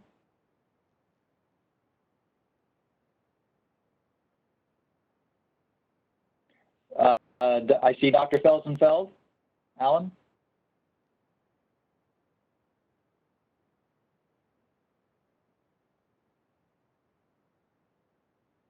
Alan, are you muted? For me, that's unusual. Yes, I am. I'm here now. I am very much in favor of the recommendations that staff has put into the document here with the change that Sarah had recommended. We don't want to necessarily take away a written exam, but anything in any kind of a training program where they've already gone through a whole bunch of different practical and clinical testing, it doesn't make sense. If you look at the fact that we got the portfolio exam, which is sort of in the same venue of this in terms of you've been through all this stuff and we should be able to do that. And also the fact that we're now accepting the mannequin exam. We are trying to get away from doing things on patients. I think this is a good idea, and I move that we direct staff to do the 4 things that are listed in here. I can read them, but I think secretarially you can put them down for me. Okay, thank you, Alan. Thank you for those comments. Let's. I think I see Lilia's hand raised. Yes, I echo Dr. Felsenfeld's comments, and that was exactly what I was going to say. We should move away from the patient-based exam, and exactly as we have with the dental for dentist exam. I think it's very important. It'll make it easier for us also to examine the dental assistants taking their license, and it'll maybe avoid also using the universities and extra additional costs. Thank you, Dr. Lauren. Linda, all of you? Thank you, Dr. Stewart. I would like, if Dr. Felsenfeld's motion's on there, I would like to second it, and I 100% agree with both doctors and 100% support this as the RDA board member. Thank you. I see no further hands raised. Is there any further board member discussion? Alan, your hand is still up.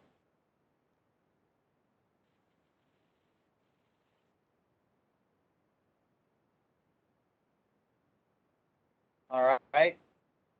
We have a motion. We have a second.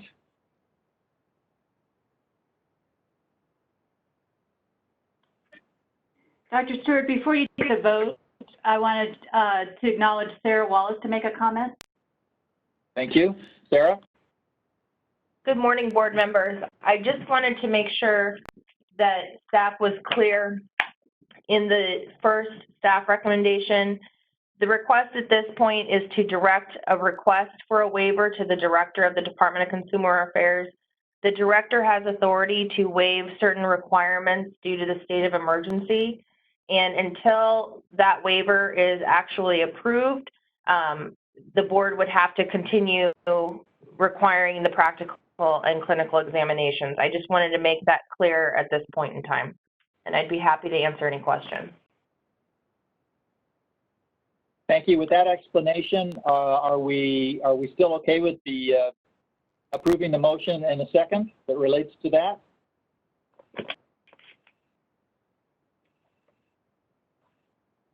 Dr. Stewart, this is Rosa Loggy. Yes, my second with Sarah's feedback provided 100%. Okay, I am. Thank you. So we have a motion. I believe there's clarity around that motion. Are there any further board member comments?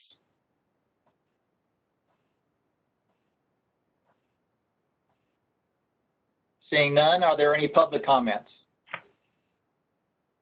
This is the moderator. I see a hand raised from Board Member Burton. Okay, thank you. Morning, Fran. Good morning. I wanted to go back to Sarah. I'm not sure of your point on number one. Number one says direct staff to submit a waiver request to the director. So what's your clarification on that? Good morning, Fran. I wanted to make sure the board members understood and the public understood that this action would not necessarily mean the board was taking action to immediately suspend the practical and clinical examinations, but rather the board is submitting a waiver request to the director to seek her authority to grant a potential waiver or a waiver of the practical and clinical examination. Okay. And then would you repeat again the change in number 4? Yes. Number 4 should have read direct staff to seek an author to carry legislation to repeal the requirements of the RDAEF clinical and practical examinations permanently. It should not have referenced written. Okay. Thank you. Thank you, Fran. I believe we're ready for the roll call. This is Joanne Pacheco, Board Secretary. I'm sorry to interrupt, but I believe we need to take public comments. Dr. Stewart? Okay, I think I got a little bit lost there. I'm sorry. Let's open it up to public comment. Dr. Stewart, before we do, I had one more little comment to make, if that's okay. Yes, it is. All right, just based on what Sarah was just talking about and Fran's question, it looks to me like of the 4 bullet points in the action that we're about to vote on, it looks like the first one is a little bit more immediate, and the other 3 are going to be a little bit longer in development. So it makes perfect sense to emphasize that. If I'm correct, Sarah. Correct. Thank you. Then let's move to public comment again. All right, this is the moderator, and at the direction of the board, I have opened up the Q&A feature for public comment. Members of the public, if you would like to make a comment, please click on that icon with a question mark within the square located at the bottom center of your WebEx screen. Currently sharing instructions for your reference right now. All right, now it looks like we do have a couple individuals who have identified that they would like to make a public comment. We will go ahead and get started in order received. And our first individual is identified as Claudia Powell. Claudia, you'll be given 2 minutes to speak and a 30-second warning. I am unmuting your microphone now. Thank you. Good morning. Claudia Powell here for California Dental Assistants Association. We would be in favor of a waiver during and because of the COVID epidemic, but we are surprised that the board would vote in opposition to the OPES recommendation, and further that you would take action before having the input of the DAC. We would be in favor of seeing a patient-based exam changed to mannequin-based only, but feel strongly that there needs to be a mannequin-based exam for the EF. And would like to see an alternative that involves the input of EF2 educators and SMEs. So thank you. I don't think that precludes it. All right, this is the moderator. I have muted Claudia's mic, and we will move on to the next individual who has requested public comment. Individual identified as Amy. Amy, you will be given 2 minutes to speak and a 30-second warning. I am unmuting your microphone now. Hi, can you hear me?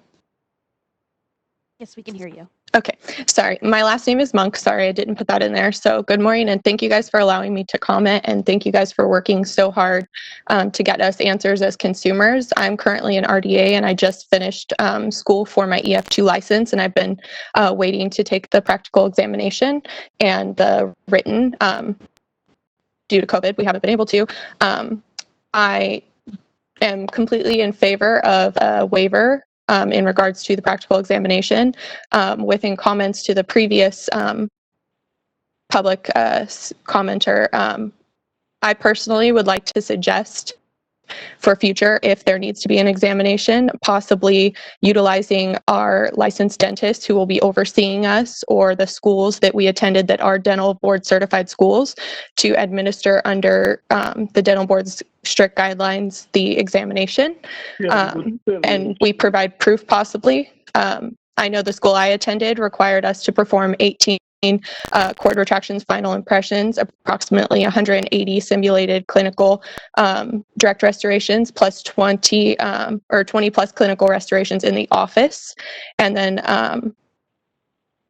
I mean, we've also added extra due to COVID just to get our practice in and things like that. So I'm definitely for a temporary resolution to this, because we all have been waiting and there is a backlog of patients waiting to be seen, I'm sure, in all of our offices. So we really want to be able to help with that and help make sure everybody can be seen. Thank you.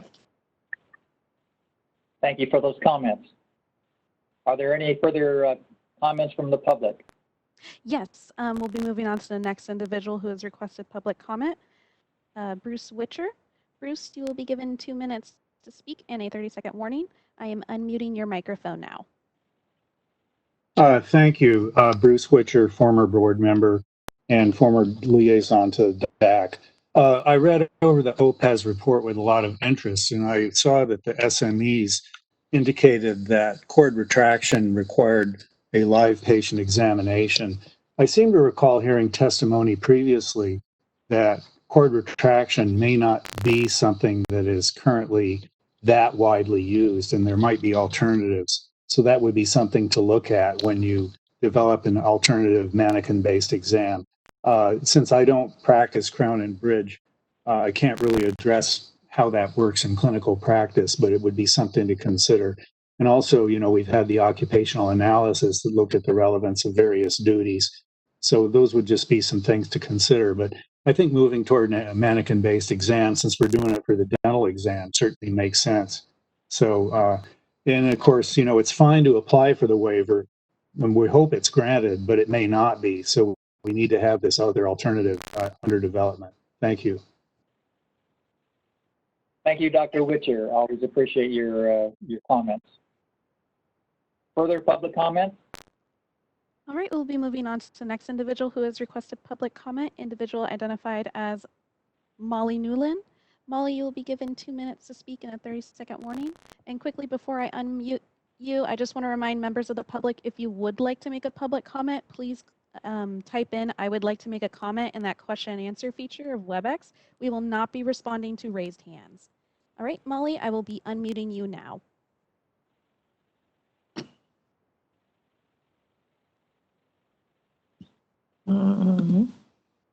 Molly, you are unmuted. Yes, can you hear me? Yes, we can hear you. Okay, thank you. I'm Dr. Newland. I've headed up the RDAF program at Pacific for the last 10 years, as well as I've been a faculty member at UCSF for 30 lovely years. I have a couple of questions about this. Twofold. How does this affect the current graduates as a previous comment was made, would you simply suspend the exam and grant licensure to the people who are waiting? Or would they have to be waiting until the waiver request is approved by the Board of Consumer Affairs? Because I see that this as being a bit different discussion for the current graduates versus those in the future. Another portion of this is, would you consider, if you're considering something like a portfolio exam, are you going to be obtaining comments from the different programs about what that would require? Because we would have to make sure that we were accumulating validation of their completion of assignments, perhaps photographs, et cetera, like we did for the dental students. 30 seconds. Okay, thank you. If it is a mannequin-based exam in the future, again, would you ask for program comments about what that should entail? And my last comment is, it's been my experience over the years that the programs are far more diligent in the expectations of students than private dentists are. They tend to sign things off and say it's great when it wouldn't have necessarily passed our requirements for instance, an impression. So thank you. Thank you for those comments. All right. Any further public comment? Yes, we'll be moving on to the next individual who has requested public comment.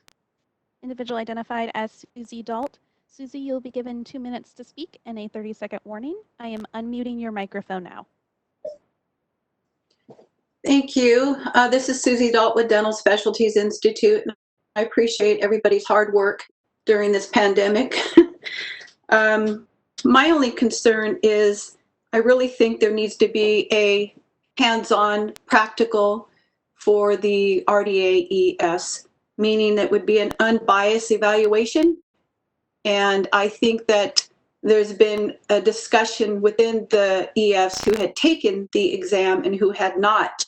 And there's a lot of, I would say, friction or anger behind it because the ones that took it and passed and the ones that are still waiting don't feel like it's fair. They want to take the exam and feel that it's not just the school saying, oh, you did great, but they're actually being evaluated by people that don't know them.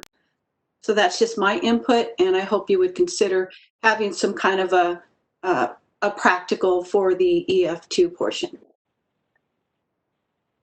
Thank you for those comments. Thank you. Further public comment? This is the moderator. It looks like that was the last individual who has requested public comment. Would you like me to close the Q&A feature? Yes, and thank you. All right, the Q&A feature is now closed.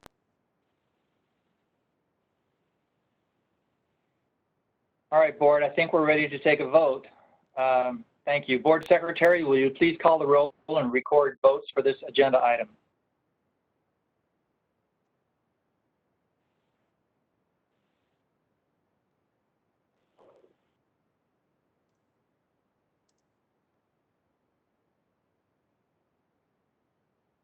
This is the moderator. Just as a reminder to unmute your microphones when you are speaking.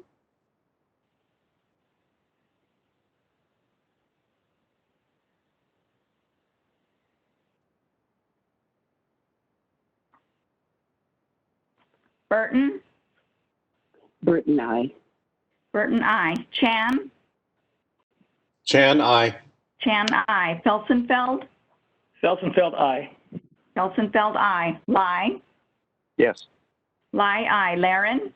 Aye. Laren, aye. Mackenzie? Yes. Mackenzie, aye. Medina? Aye. Medina, aye. Montel? Montel, aye. Montel, aye. Morrow? Morrow, aye. Morrow, aye. Olagi? Olagi, aye. Olagi, aye. Pacheco, aye. Stewart? Stewart, aye. Stewart, aye. You?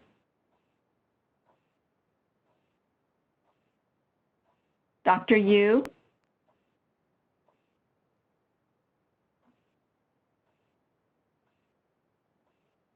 You.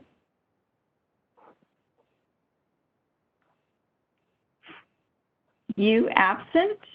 Motion passes. Thank you. Who is here? Oh, you. Hello? Yes. Yeah, I forgot to unmute, sorry. That's okay. You, I. Okay, thank you. I'm asking you. What's your vote?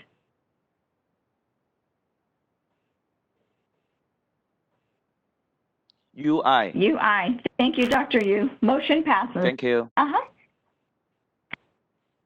Thank you, Joanne.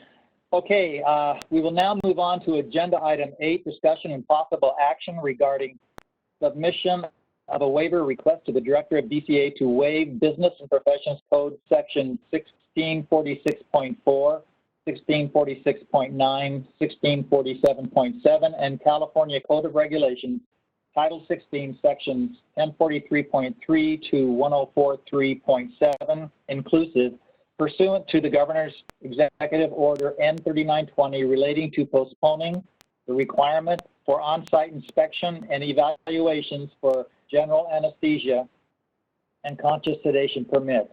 I will ask Jessica Olney, licensing analyst for the board, to present this agenda item. Thank you, Dr. Stewart, and good morning, board members. My name is Jessica Olney. I'm the licensing analyst for the dental unit. The Dental Board of California requires that general anesthesia and conscious sedation permit holders complete an on-site inspection and evaluation every 5 to 6 years, depending on their permit. As part of the on-site inspection and evaluation, permit holders are required to demonstrate the administration of sedation or anesthesia on a live patient for a dental procedure, and with their staff demonstrate that they are knowledgeable in the treatment and maintenance of 13 simulated emergency scenarios. On March 4th, the governor proclaimed a state of emergency in California as a result of the COVID-19 pandemic. Due to the state of emergency, dental offices suspended routine and preventative dental care, and the board had to cancel the on-site inspections and evaluations, which were scheduled for the second half of March through May of 2020. Board staff has resumed scheduling of the on-site inspections as offices have slowly begun to reopen, and we have begun to schedule evaluations through July and at this time and working through October of 2020.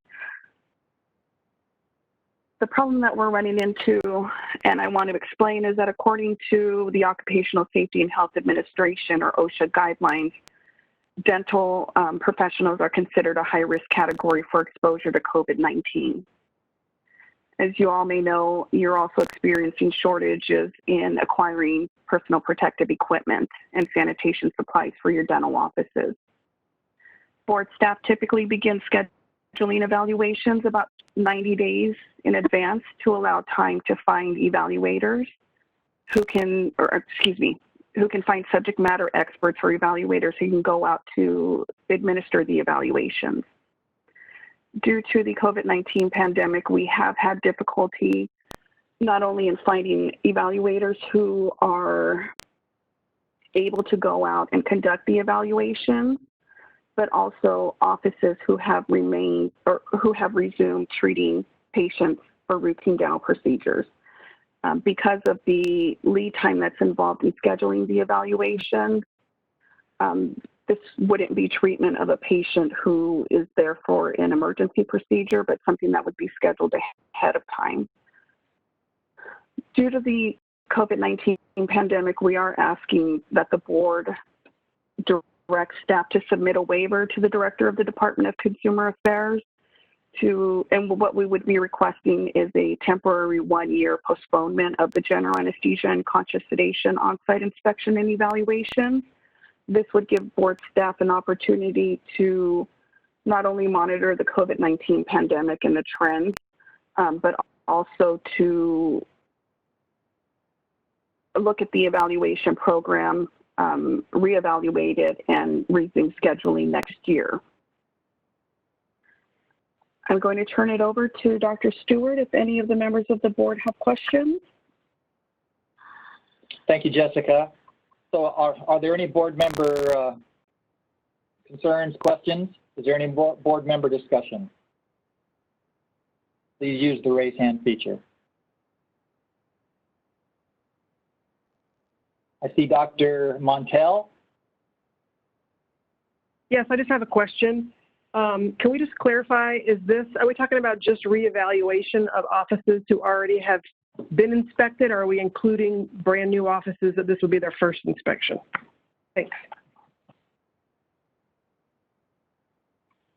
This would include both new offices and reevaluations.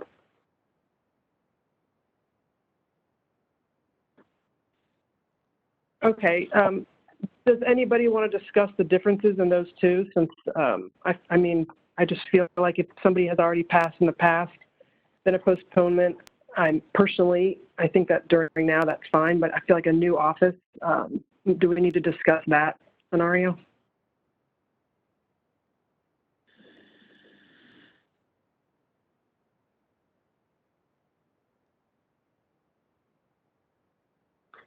Just to clarify, the on-site inspection and evaluation although it does include the facilities, the equipment, it is an inspection of the individual. So the inspection would be related to the individual. That individual may practice at multiple locations, but it's done once every 5 years for that individual.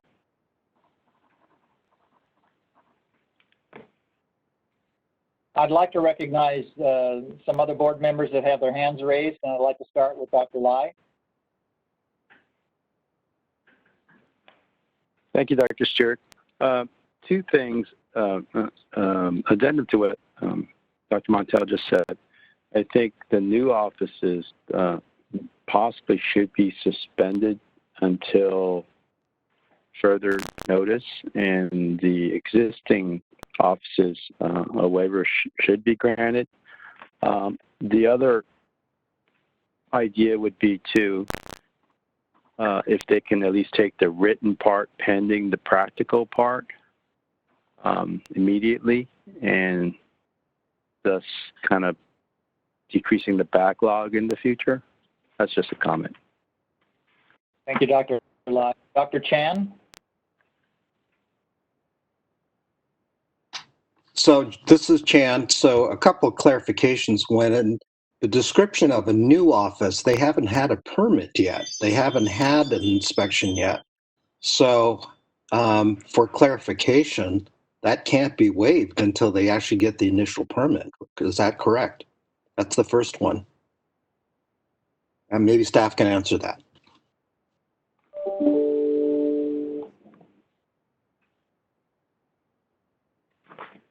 For clarification, new permit holders are evaluated within their first year of the permit being issued. After that first evaluation, it is every 5 to 6 years. Okay, so the clarification is new means they've had an initial inspection. Is that correct? No. Not the ones that are not the ones that are petitioning. Has not had an evaluation. I'm sorry, say that again. We would consider a new permit holder as someone who has not had an on-site inspection and evaluation versus an existing permit holder who has had an on-site inspection and evaluation.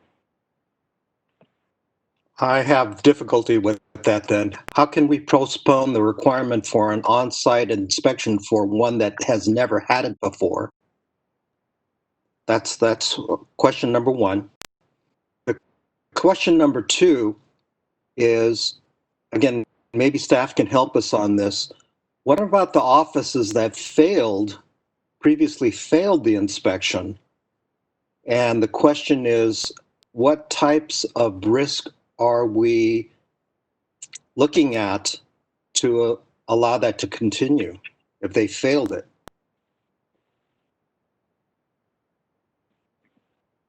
Again, staff can hopefully help us with this one. A permit Good morning, holder Dr. Chan. This is, go ahead, Jessica. This is Michael Canoes, but go ahead and I'll jump in. Okay.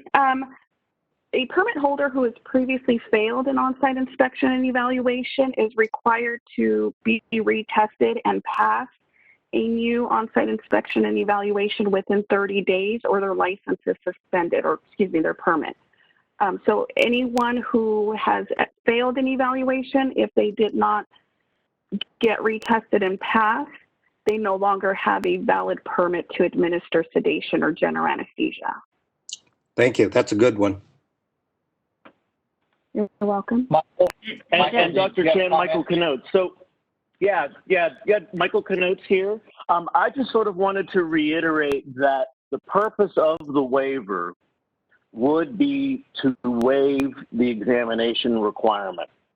So it is true that an initial permit requirement must have an inspection, but that is a creature of our regulations, and that would be the rule that we're asking to be waived, our statutes and regulations. Does that make sense, Dr. Chan? Yes, and I'm pretty uncomfortable with that.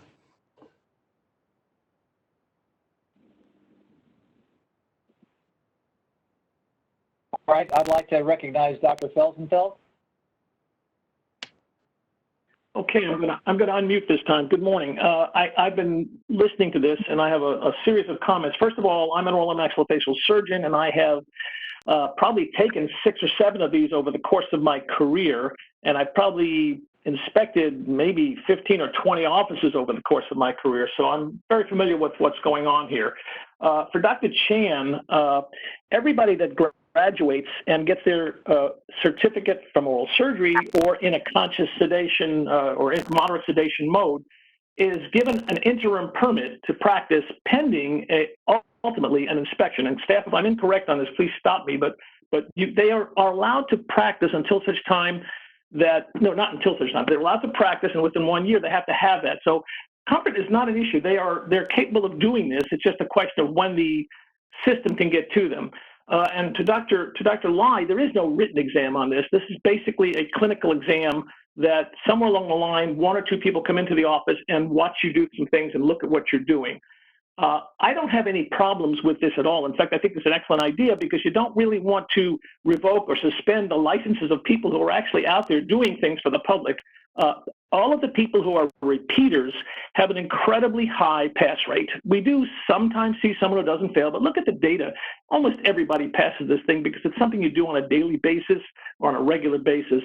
The newbies are probably as well trained in this as anybody who's been practicing even for 5 years, because they have just come through learning how to do all this in the clinics. When I was teaching at UCLA, we had tons of times when the residents are doing all these cases, they're learning all the time. So they are at the height of their game, frankly.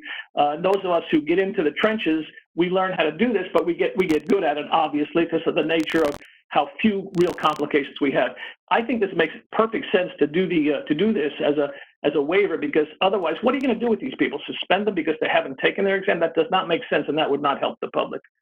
So I would actually like to make, again, a motion to direct staff to submit the waiver as is written in the action requested. Thank you, Doctor. I'd like to recognize Meredith McKenzie. Yeah, so I think, just going to reiterate more along the lines of what Dr. Chan said. And, with Dr. Felsenfeld, I agree on the repeaters, because I do recall, the very high pass rate. It seems like a 1 year kind of delay or waiver is certainly appropriate. But in the new ones, I mean, yes, you're right. I mean, they should certainly all still be skilled, but we feel that it is, it's certainly appropriate to do inspections, or we wouldn't be doing them to begin with. And it seems like if you're only looking at the new, new applicants, then that the burden wouldn't be that difficult, or it wouldn't be as difficult to find all the resources needed, because it would be a smaller pool of people. Thank you. Dr. Lai? Thank you, Dr. Lai. So I kind of agree with Dr. Chan as well, and I think the protection of the public is important. Not long ago, we were going through reviewing all the general anesthesia. Dr. Witcher did a lot of work in changing certain nomenclature. And I just think that, I know, heaven forbid if we got back to the point where we had people not coming out of anesthesia. I mean, we still need to keep in mind that the protection of the public is paramount. And there is reservation on my part to allow something to be postponed that way, especially when it can involve someone's life. That's my comment. Thank you. Thank you. I'd like to recognize Dr. Morrow. Thank you, Dr. Stewart. I agree with most of what Dr. Felsenfeld said, especially regarding the graduates from our advanced education programs in oral and maxillofacial surgery being pretty much at the top of their game. But unfortunately, all applicants for general anesthesia and conscious sedation permits are not graduates from oral and maxillofacial surgery programs. So I have a concern regarding initial permits as contrasted to renewal of permits that have been in existence previously.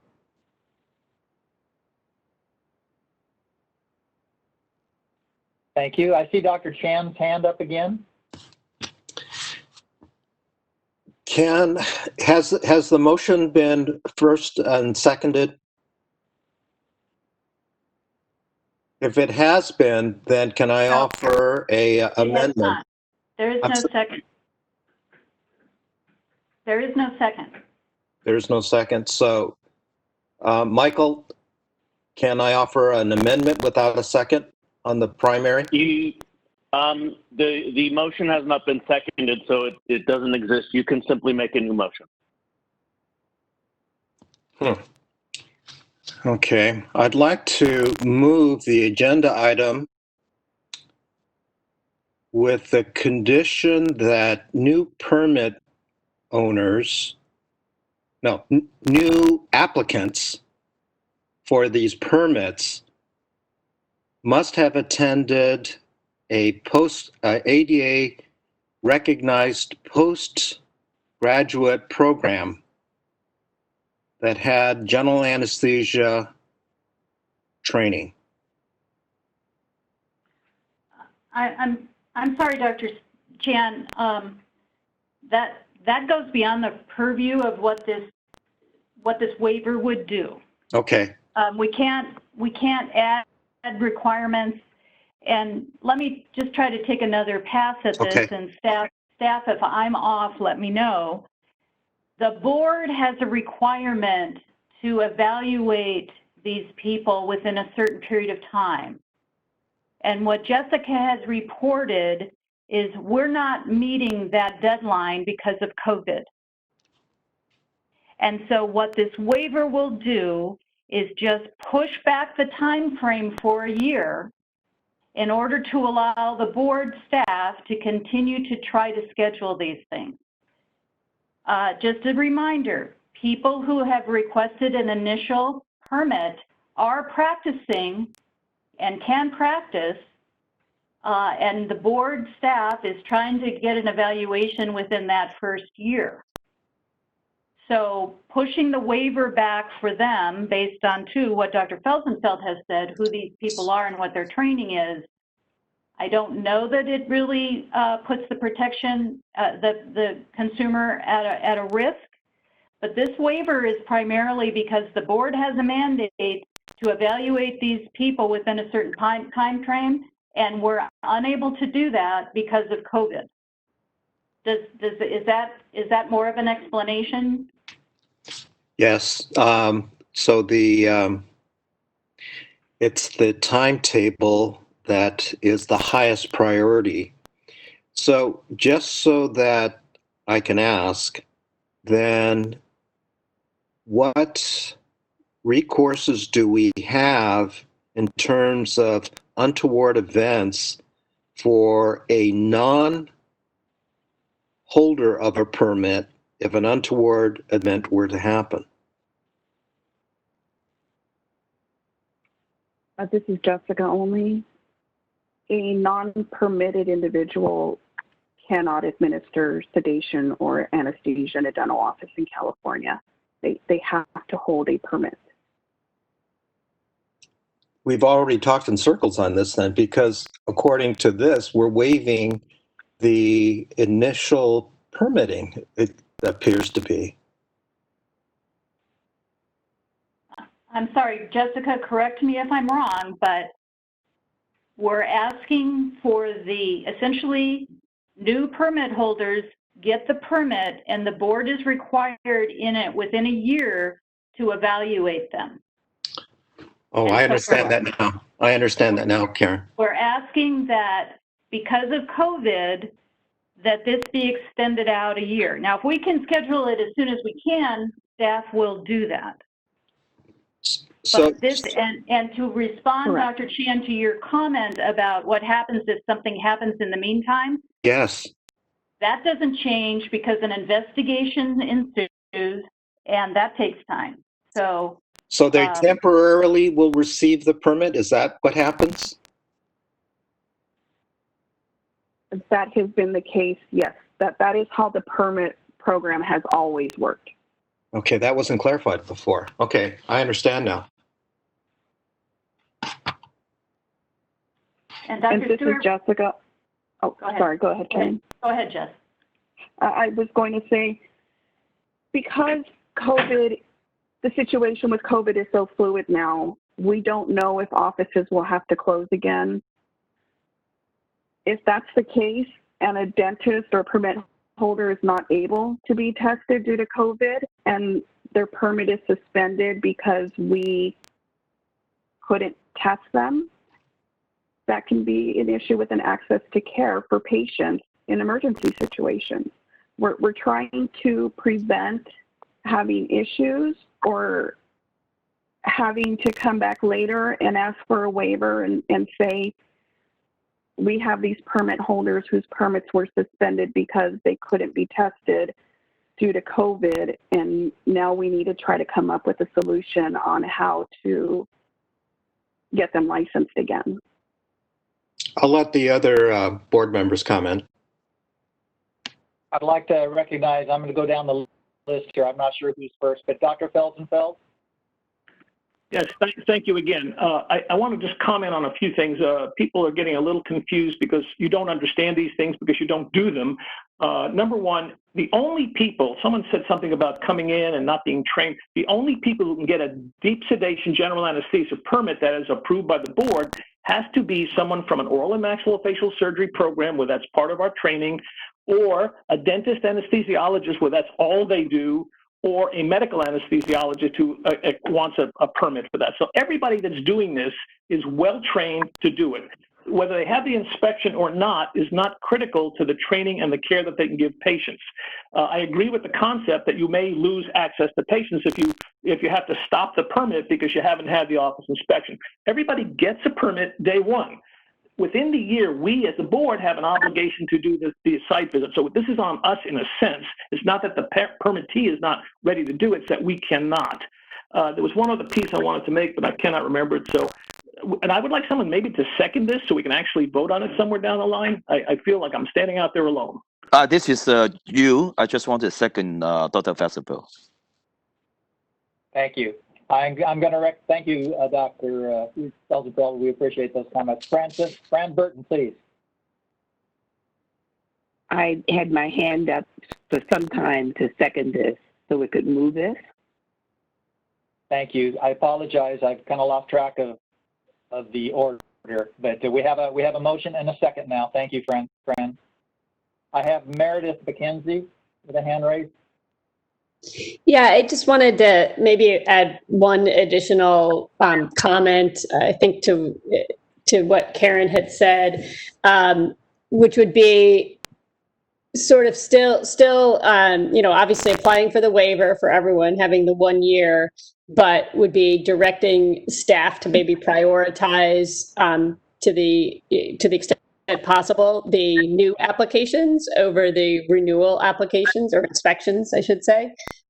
So that way, we could at least prioritize those, and then, but it still gives us the applicant the opportunity, if they are closed, that they don't lose their license kind of in the meantime. So I wanted to see if that was sort of an option of an in-between. Thank you, Ms. McKenzie. This is Karen. We already do that. We prioritize the initial evaluations. So Jessica has a lot of balls in the air, and she's doing an awesome job.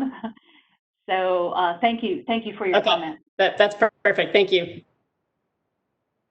I see Steve Chan's hand up.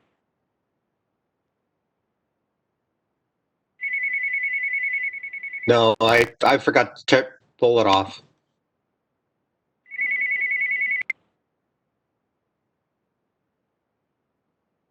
All right. Is there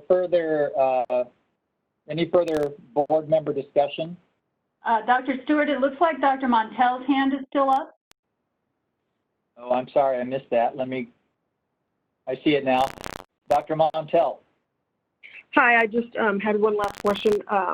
Have we completely frozen our inspections right now and evaluations, or is it just happening kind of slowly? Because I understand it's due to COVID, but I was a little unclear on if we're still doing them, but we're just doing them slowly in some offices that can, or if we just totally stopped. And what the criteria would be to, if we have frozen it, to start up again. Hey, this is Jessica Only again. We have resumed scheduling, and we started scheduling in June when dental offices could, depending on their county, open up for elective procedures or routine dental procedures. For example, in June, we did 5 evaluations. In July, we did 10. In August, we did 6. Typically, we send out, in a normal month, we'll send out notices to about 30 permit holders to try to schedule evaluations. So it has been very slow. Some offices have not resumed fully to their capacity. Many permit holders have become unemployed because there isn't the work there for them. So we are slowly trying to resume scheduling the evaluations, and we are currently also scheduling evaluations in September and October. It's just at a lower number. Okay, thank you. And any idea of the new the percent of new practices within that number? Because you said it's normally 30, so like of that 30, do you have kind of an average that you can of new practices that you could possibly cover and prioritize?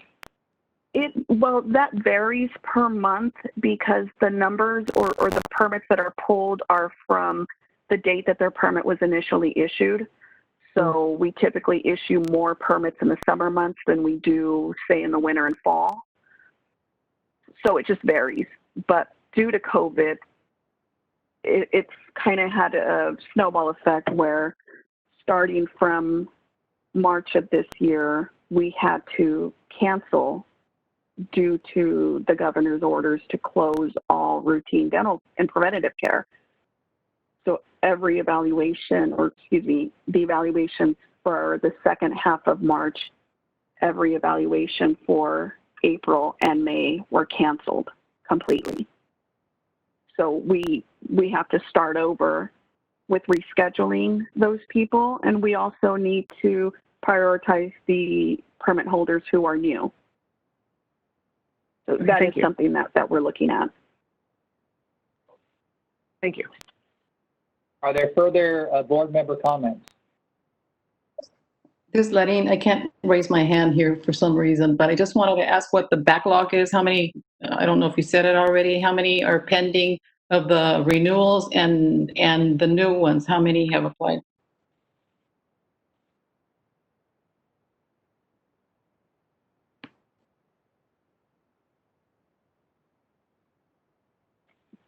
Sorry, I don't have an exact number. I'd say it's close to about 150.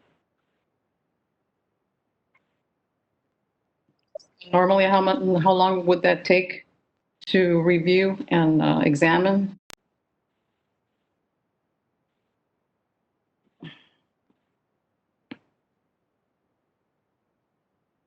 Again, we would try to schedule about 30 a month.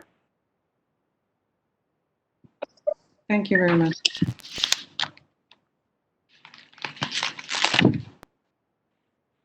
let's see, is there any further board member comments?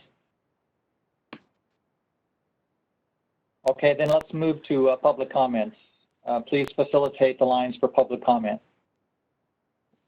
All right, this is the moderator, and at the direction of the board, I have opened up the Q&A feature for public comment.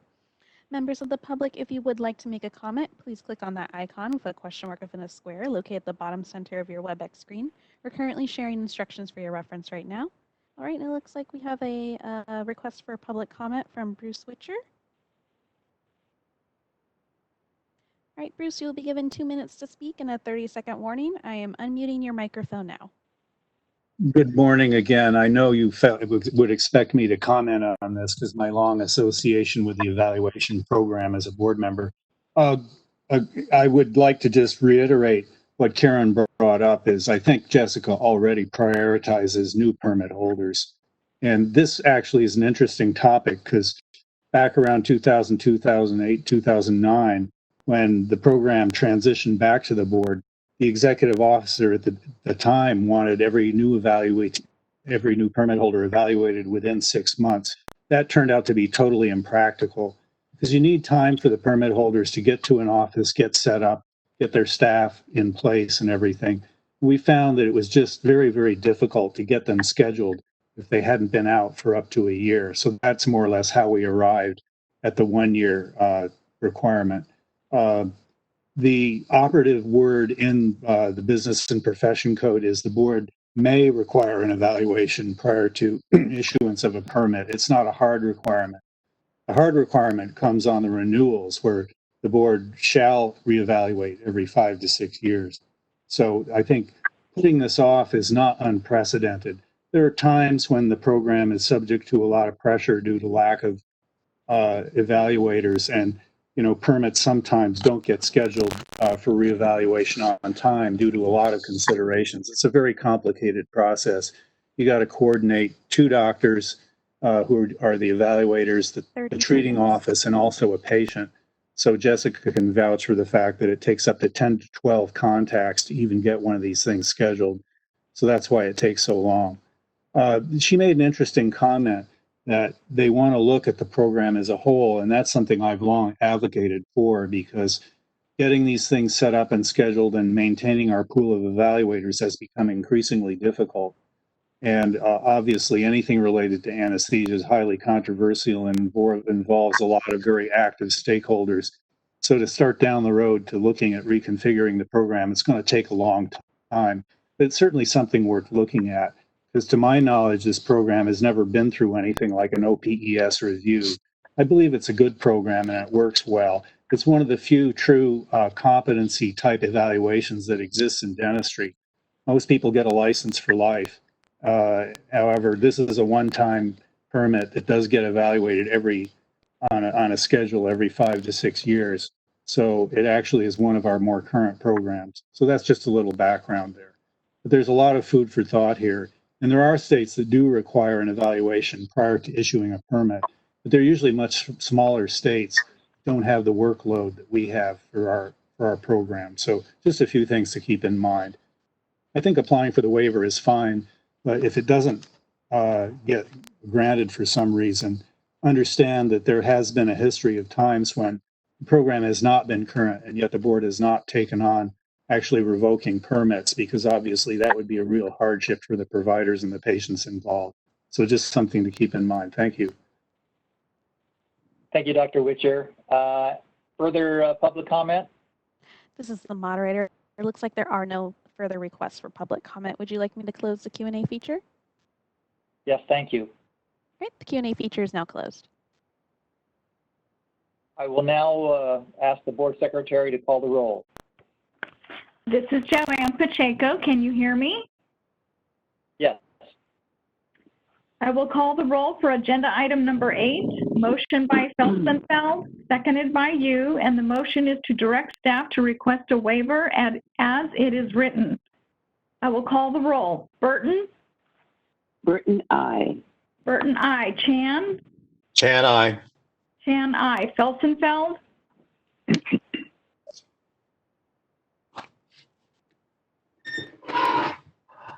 Dr. Felsenfeld? We'll circle back. Dr. Lai? Dr. Lai, yes. Dr. Lai, aye. Laren? Laren, yes. Laren, aye. Mackenzie? Yes. Mackenzie, aye. Medina?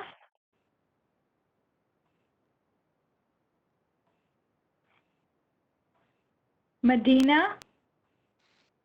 We'll circle back. Montel? Montel, yes. Montel, aye. Morrow? Morrow, aye. Morrow, aye. Olage? Olagi, yes. Olage, aye. Pacheco, aye. Stewart? Stewart, yes. Stewart, aye. You? You, yes. You, aye. Felsenfeld?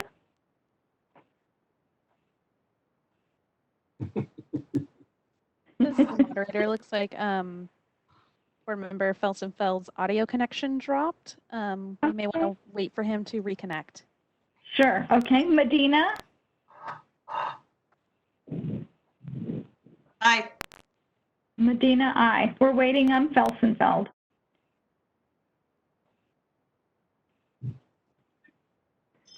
Moderator, is it possible to put the instructions on the screen of how he can reconnect? Yes, we'll switch over to the troubleshooting slides. Thank you, Thank you. co-moderator. No. No.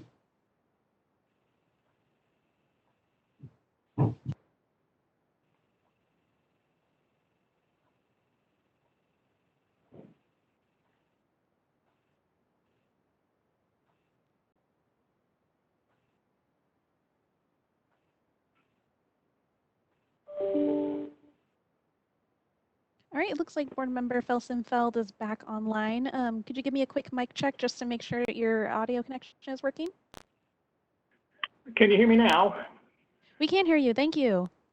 And I don't know if the vote's finished, but I would say aye. And Thank you. that's what we were waiting for. Felsenfeld, aye. I got disconnected. Thank you. Motion passes. Thank you. Thank you. Okay, let's move on to agenda item 9, discussion and possible action to reinitiate a rulemaking to amend California Code of Regulations, Title 16, Sections 1031 relating to the passing score for the dentistry law and ethics exam. I will ask Gabriel Nevin, the board's legislative and regulatory analyst, and Danny Rogers, board regulatory legal counsel, to present this agenda item. Hello, this is Gabe Nevin, legislative and regulatory analyst. Can everyone hear me? Yes. Excellent. So the dentistry law and ethics rulemaking was initiated in February 2019. At that time, the board approved language which required applicants to achieve a passing score rather than successfully complete the law and ethics examination. The approved language also deleted the former provision requiring a score of 75% to pass the exam. This rulemaking was submitted to the department in October 2019. Regulatory counsel reviewed the proposed language and found a clarity issue with the construction. Specifically, while the current language requires that candidates achieve a passing score, it does not define what a passing score is. So staff have worked with regulatory counsel and the Office of Professional Examination Services to formulate new language which is attached. This language will require that applicants achieve a criterion referenced passing score and provides a definition of the term criterion referenced passing score. So staff are requesting that the board consider and possibly approve the proposed regulatory language relative to passing scores for the dentistry law and ethics examination, and direct staff to take all steps necessary to reinitiate the formal rulemaking process, including noticing the proposed language for 45-day public comment, setting the proposed language for a public hearing, and delegating authority to the executive officer to make any technical or non-substantive changes to the rulemaking package. If after the close of the 45-day public comment period and public regulatory hearing, no adverse comments are received, delegate authority to the executive officer to make any technical or non-substantive changes to the proposed regulations before completing the rulemaking process and adopt the proposed amendments to California Code of Regulations, Title 16, Section 1031, as noticed in the proposed text. I pass it back to President Stewart.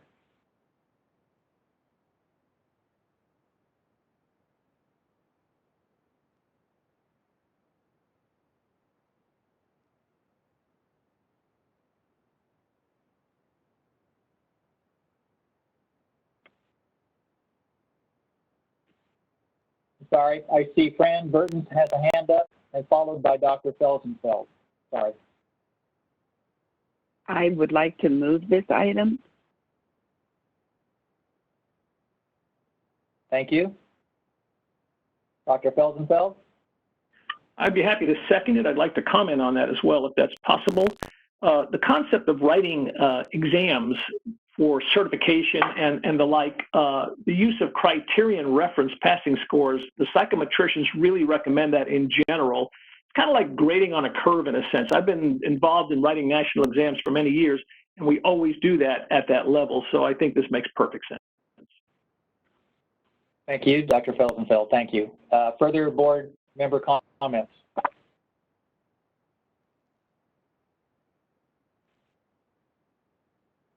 We have a motion and a second.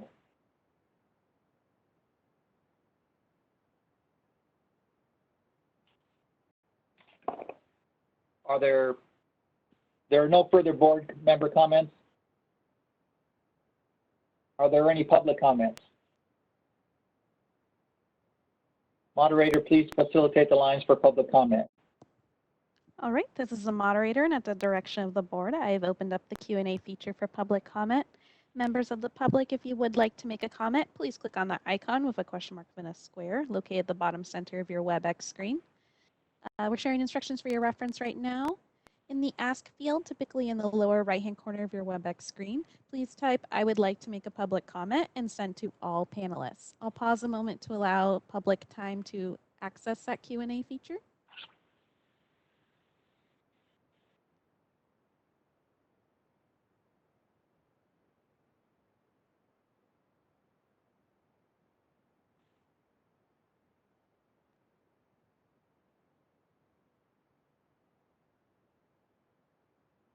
This is the moderator. It looks like at this time there are no requests for public comment. Would you like me to close the Q&A feature? Thank you and yes. Okay, the Q&A feature is now closed. Board Secretary, will you please call the roll and record the votes for this agenda item? This is Joanne Pacheco, Board Secretary. Can you hear me? Yes. This is agenda item number 9, motion by Burton, seconded by Felsenfeld to direct staff to take all steps as written for agenda item number 9. I will call the roll. Burton?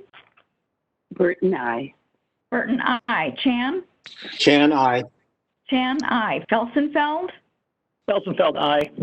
Felsenfeld, aye. Bly? Bly, yes. Bly, aye. Laren? Laren, yes. Laren, aye. McKenzie? Yes. McKenzie, aye. Medina? Aye. Medina, aye. Montel? Montel, aye. Montel, aye. Morrow? Morrow, aye. Morrow, aye. Olage?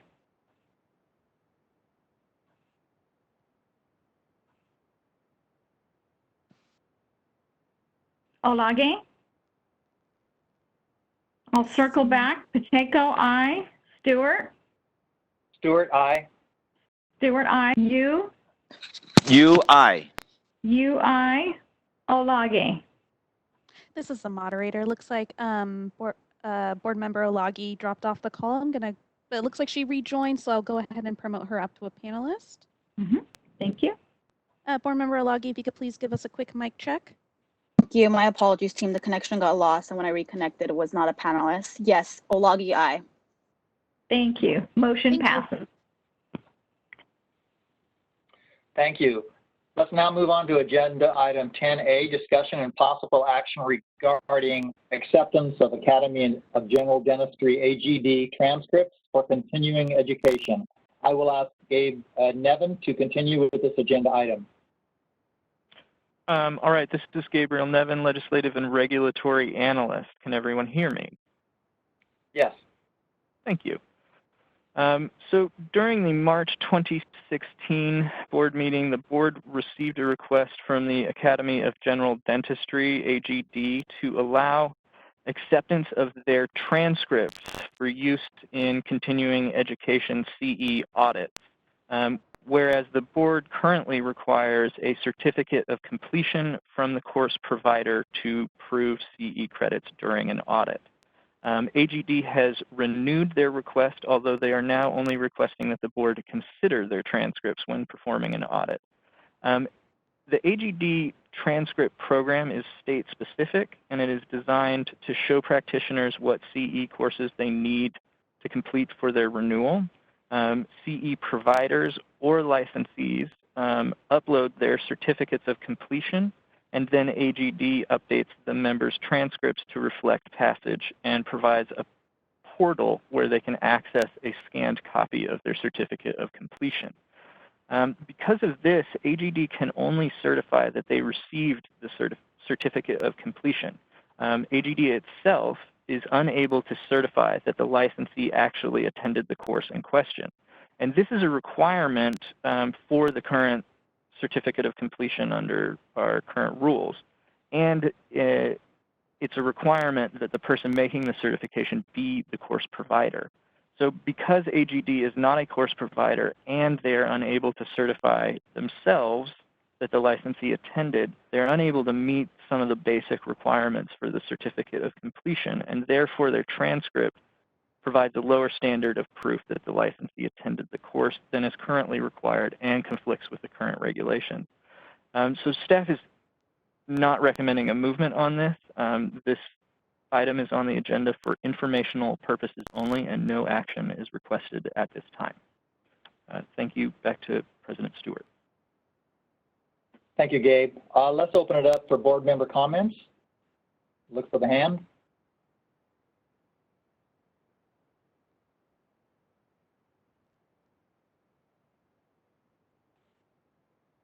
Seeing none, are there public comments?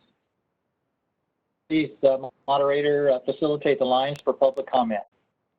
All right, this is the moderator, and at the direction of the board, I have opened up the Q&A feature for public comment. Members of the public, if you would like to make a comment, please click on that icon with the question mark in a square located at the bottom center of your WebEx screen. We're currently sharing instructions on the screen for your reference. I'll pause a moment to allow members of the public time to access that Q&A feature.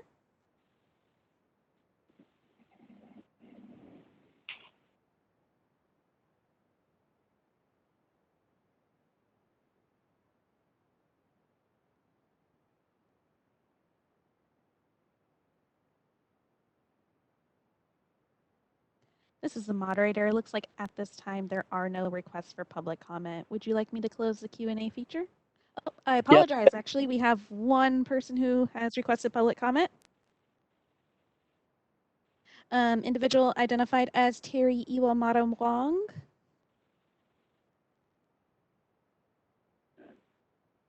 Terry, you will be given 2 minutes to speak and a 30-second warning. I am unmuting your microphone now. Hi, I'm actually with the California Academy of General Dentistry, and I believe that the representative for legal issues for our parent company, the Michael Toner from the AGD, is supposed to be on this. He emailed me that he was on it, but seeing as he's not, I would just like to thank the board for putting this on the agenda. It was a bit of confusion as to what the AGD wanted from the dental board, but a comment was made that AGD is not the CE provider. AGD is not always the CE provider. In many cases, AGD, its constituents or its components are the CE provider. If not AGD or a component or constituents, it would be a PACE provider, which is, it goes through a rigorous process of credentialing, going over the CVs of the speakers, et cetera, looking at their course documentation and everything. So all PACE providers are under the AGD umbrella, and they have to renew their educational, acceptance with the AGD. So I guess that was the confusion. Yes, we all of the things that appear on the state licensing transcript are not done by AGD or their components or constituents, but they are done by PACE providers or SERP, which is the ADA. And if not by them, then the member must submit their own course verification. We don't call them certifications. We call them course verification forms because we're not certifying anything. But then the member uploads that, and on their transcript, you can click on, to see a copy of the course verification form, or it appear with a blue ribbon that it was an AGD PACE provider who uploaded that CE onto the member's transcript. That's all I have to say for now. I thought Michael Toner was going to be there, but he's not. So thank you for the opportunity. And thank you. Further public comment? We do have another individual who's requested public comment, and I apologize. I did just, I found Michael Toner in our attendee list and promoted him up to a panelist. I don't know if he wants to make any additional comments before we move on to the next individual for public comment. Hi, this is Mike Toner. Would I be able to make a brief comment? Yes. Okay, thank you. Sorry for the confusion. So yeah, and basically I just wanted to second everything that Terry just mentioned. So criteria in PACE standards requires approved providers to have a process to collect conflict of interest forms. So, the AGD ourselves does not collect them, but we do ask for samples when people apply. And so basically, when people apply, we ask them to document that they have a process. And, there are forms, I think it was included in the last board's minutes, that are an example of what a provider could use. So yeah, we advise them to create their own processes and forms. So hopefully that's helpful. If there's any questions, we'd be glad to help. Thank you for those comments. Any further public comment? Yes, this is the moderator. We have one more person who has requested public comment, individual identified as LaDonna Drury-Klein. LaDonna, you will be given 2 minutes to speak and a 30-second warning. I am unmuting your microphone now. Good morning. I am speaking to the board as a former dental board member, and during my tenure on the dental board, this issue was not only addressed but also modified in the current continuing education regulations. Section 1016 contains a provision for licentiates to attend continuing education courses given by providers approved by the ADA SERP or AGD PACE continuing education programs. And then if the licentiate obtains a certification of attendance from that provider or sponsor, they shall be given credit toward his or her continuing education requirements for renewal.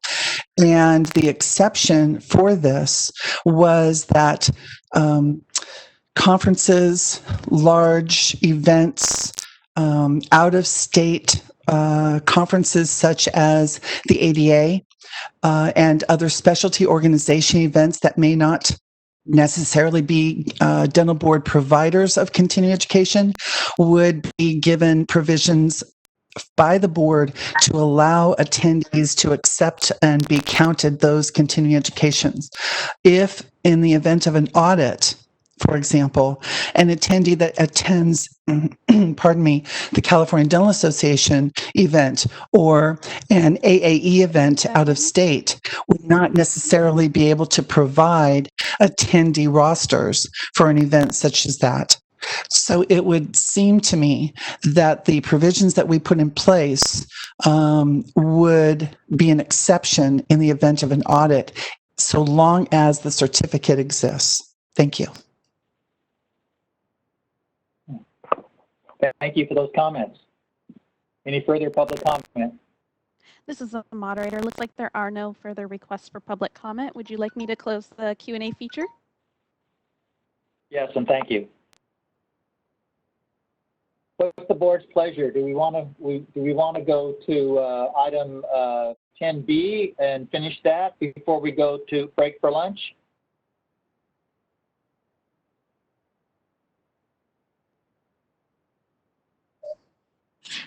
It's fine with me. It's fine with me. Fine with me also. All right, let's move continue. on. Let's move on to agenda item 10B, discussion and possible action regarding continuing education providers and conflict of interest. Gabe, will you please continue with this agenda item? Yeah, thank you, Dr. Stewart. This is Gabe Nevin again. Can everyone hear me? Yes. Thank you. At the May 2019 meeting, the board considered staff responses to Senator Pan's questions regarding the board's conflict of interest provisions. The board currently does not have conflict of interest provisions for continuing education providers. Continuing education CE providers are required to retain their records for a period of 3 years, and the board does retain the right to withdraw a provider's registration if the provider has disseminated any false or misleading information or fails to comply with regulations or misrepresents the courses that are offered. In addition, the private organizations ADA CERP and AGD PACE providers are required to abide by those organizations' conflict of interest provisions. In addition, the activities of continuing education providers are subject to the U.S. Food and Drug Administration's guidance for industry-supported scientific and educational activities. This policy states that activities designed to market or promote the products of a commercial company are subject to the labeling requirements of the Federal Food, Drug, and Cosmetics Act, which broadly prohibits false advertising. The board requested that staff bring back more information for a more informed discussion, including other regulatory or statutory provisions and private provider conflict of interest regulations. So staff have attached to this memo the conflict of interest provisions which ADA CERP providers are required to comply with. Also included for consideration are the chiropractic board's conflict of interest regulations, which are in the memo text, as well as the naturopathic medical committee's statutory provisions for conflict of interest in continuing education providers. Although the board does not have conflict of interest provisions at this time, providers are still subject to the Federal Food, Drug, and Cosmetic Act, as referenced above, and their provider approval organizations. And due to the lack of complaints regarding conflicts of interest in continuing education providers, staff recommend no changes to the regulatory framework at this time. The action requested at this time is that the board may choose to direct staff to draft proposed language for a conflict of interest requirements for continuing education providers for the board to consider and approve at a later date. The board may direct staff to pursue a legislative proposal to add a statutory conflict of interest provision to the DPA, the Dental Practice Act, excuse me. The board may also conclude that because the board has not received any complaints about conflicts of interest in continuing education provider courses, that the existing system is sufficient and no other action is required. Thank you, and I will pass it back to President Stewart.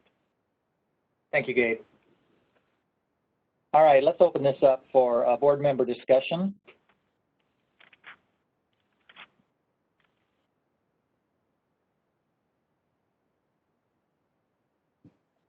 I see Dr. Felsenfeld's hand up. Thank you, Dr. Stewart. Full disclosure, I served on and was the chair of the ADA CERP commission that looked at continuing education provider recognition. Having done that, haven't been on it in a couple of years, but I was the initial chair of it. So I am well aware of the issues relative to that. I think you also have to understand Dr. Pan, Senator Pan is a physician.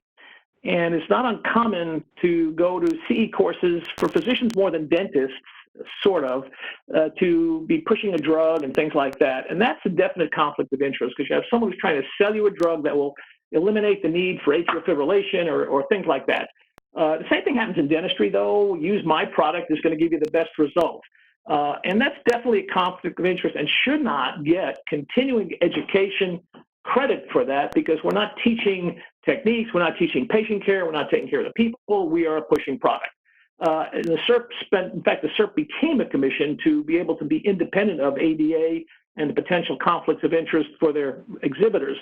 I don't think we have a problem here in California. If there's no complaints, I'm not sure Senator Pan may be looking at the time, but this has been over a year and a half now. I would not do very much with this right now. If we have complaints, then we can always go back and write new legislation or regulation to deal with it. Thank you, Alan. Dr. Morrow. I would like to voice my my agreement with Dr. Felsenfeld, and also being involved with a university that is also an accepted CE provider by the board. It is my understanding that all presenters that present CE courses at our university all sign a conflict of interest statement regarding their presentation. So maybe we should, if we're going to look at conflict of interest, that we should look at the provider as to whether or not they have a policy whereby the presenters for the CE courses have signed an appropriate conflict of interest statement. Thank you, Dr. Morrow. Any further comment? Yes, this is Lily. I do not see my hand. I cannot raise it, but I agree with the two prior speakers, but they are speaking most about the ADA CERP meetings, which are where most of the dentists go, and also the AGD PACE.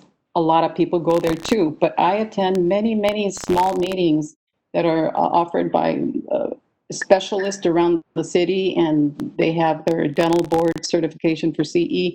And there's a definite conflict of interest in these meetings. And I can see this continuously. I see this where they're promoting these products. So if we are not going to change the wording, I don't know, maybe we can at least incorporate it somewhere that in another area that they have to follow the guidelines of to avoid conflict of interest without having to do a form maybe.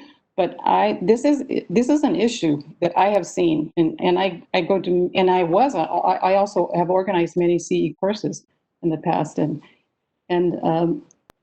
even if you tell the speaker, you tell not to have a conflict of interest, they end up doing this, or some of the vendors that are there, they allow the vendors to come up and speak and promote their products during, in the middle of their speech. Maybe they're not speaking about it, but they allow certain vendors to come up and give their own little speech.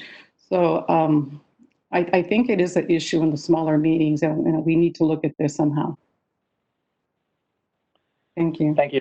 Thank you, Dr. Lauren. I would just like to say that having gone to many courses like most of us, I think it's something that's always done at the beginning of the meeting that I go to, where they disclose that they have a financial conflict of interest or relationship with some of the folks sitting in the back of the room. So over the years, I've always appreciated that. That's how most of the speakers in Kern County begin their discussion. And I would agree that I think that we don't have a huge problem here. I think that I would tend to agree with Dr. Felsenfeld and Morrow that maybe we don't need to do anything on this subject at this time.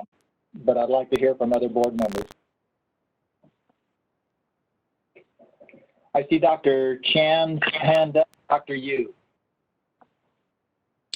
Thank you. For the greater number of the courses that are given at the bigger meetings, that's entirely correct. They give their disclosures, even the ones that get grants at some of the academic institutions will say, well, they paid me to do this to evaluate their product. But we're also seeing an emerging other variation where there may not be overt promotion of a product during the course of the course, and yet the speaker will somehow get the attendance contact information and promote on social media or email afterwards, and then promote their products. Okay, thank you, Dr. Chan. Dr. Yu?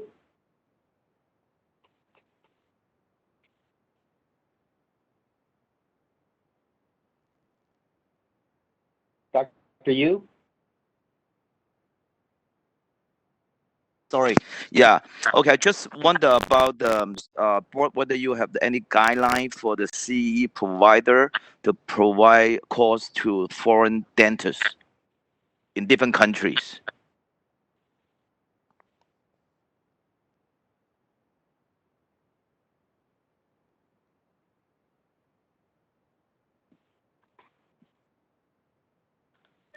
Dr. Yu, this is Karen. I don't understand your question. Could you repeat it, please?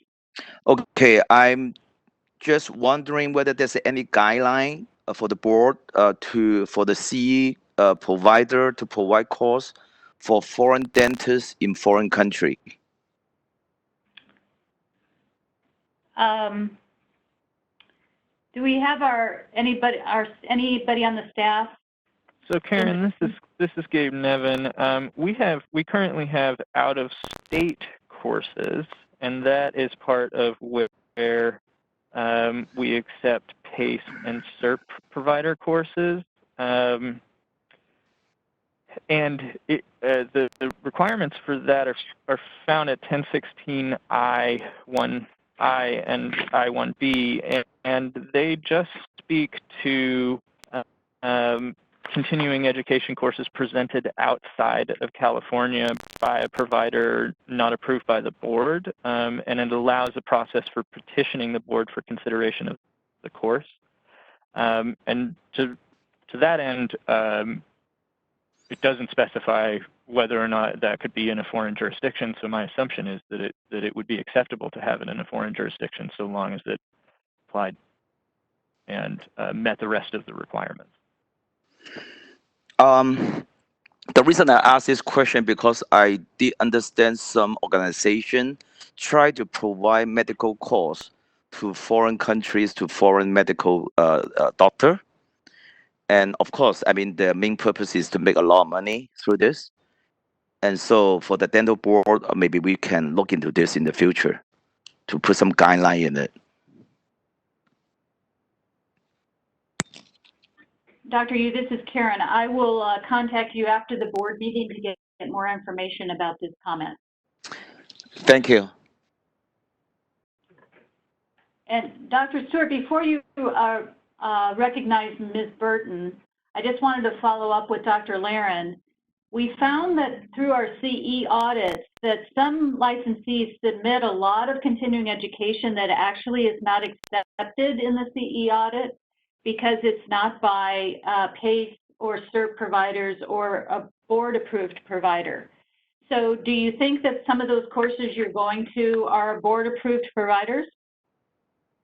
Yes, definitely board-approved providers. And another conflict that I also see is that they lay out all their advertisement on the tables when you're at the meeting. And I know that's also a conflict of interest with ADA and AGD. You can't do that. And they have the vendors inside the room, which is another conflict of interest, that they are inside the same area where the speakers, and like I said, they come up and speak about their products. So yeah, I definitely have seen that they are California providers, yes. Thank you. Thank you. I'd like to recognize Ms. Burton.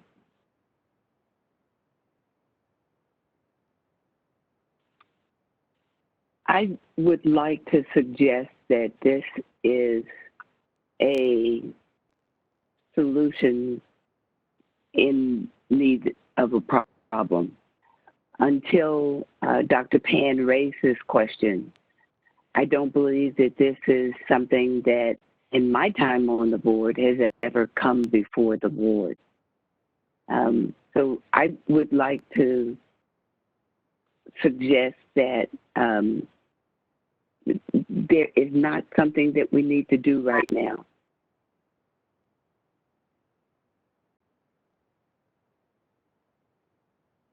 And again, I cannot raise my hand, but I just wanted to comment that many of these meetings are, for example, no charge, might be given by a specialist, and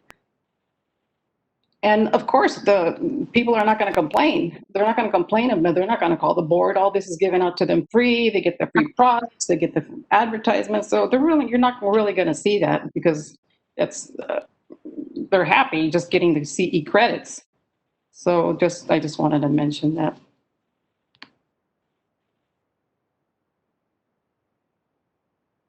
So somebody help me. I don't understand what action are we looking at or are we not? Is just this a discussion at this point? I'm in agreement with Fran. So Dr. Stewart, this is Karen. So if you go down on page 61 of your board meeting material, the actions requested essentially you can move forward or there were 3 points there. The last one being the board may conclude that because the board has not received any complaints about conflict of interest, that the existing system is sufficient at this time and no other action is required.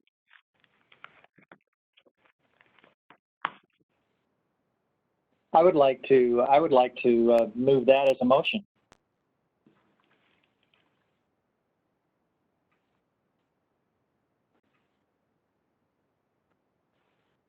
Well, I second.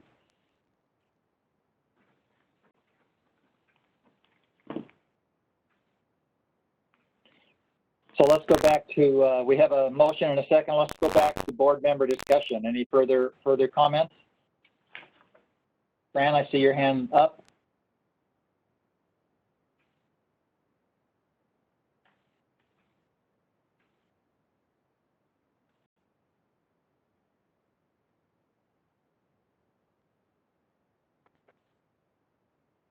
Back to you, Fran. Is your hand still up?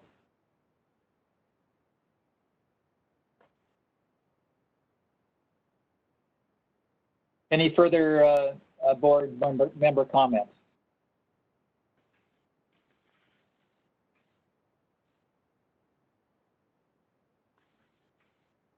Any public comments?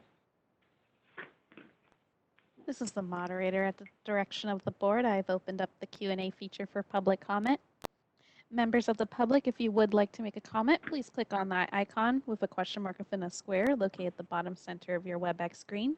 We're currently sharing instructions for your reference now. Looks like we do have one individual who has requested public comment. Individual identified as Terry Iwamoto Wong. Terry, you will be given 2 minutes to speak and a 30-second warning. I am unmuting your microphone now.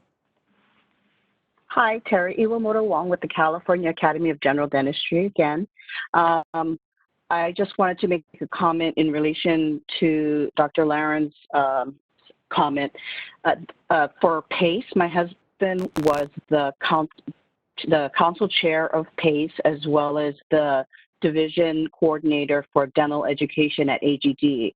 And they obviously, just like CERP, take conflict of interest and all the other factors that go into approving a CE provider.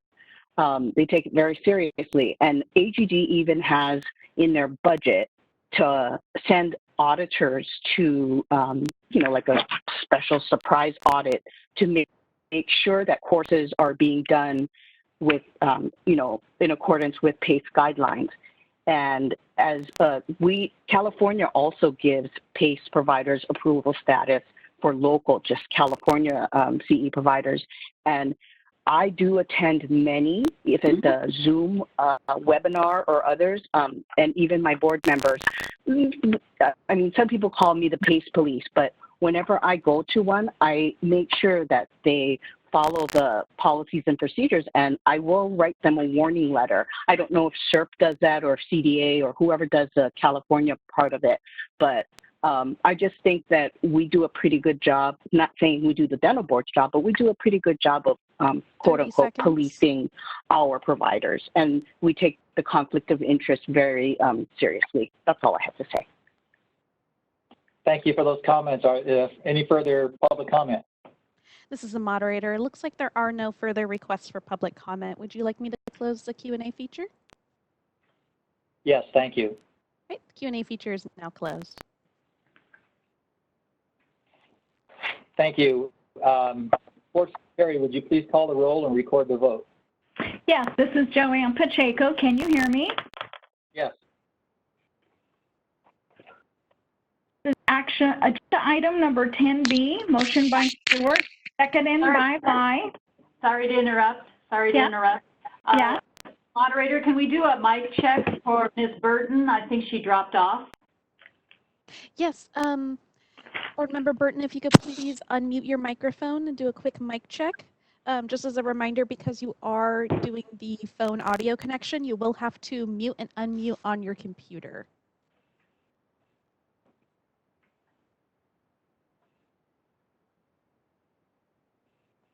So moderator, she says she's trying to get back to the screen. She says, I have audio, but can't get back to the screen. Can you troubleshoot that?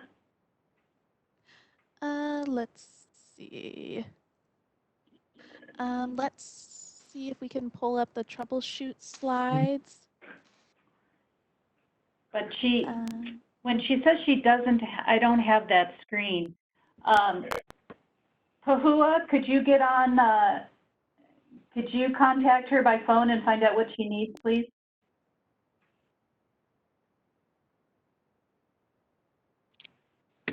Yes.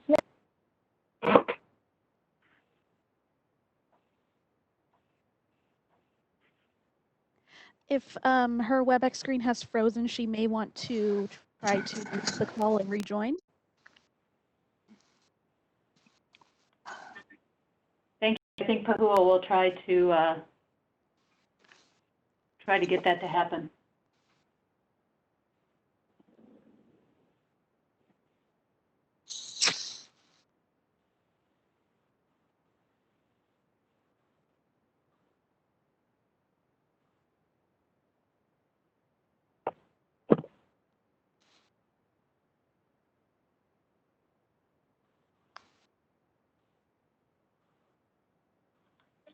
Thank you for your patience, board members. We're still trying to make contact to see if we can get her logged back on. So please be patient.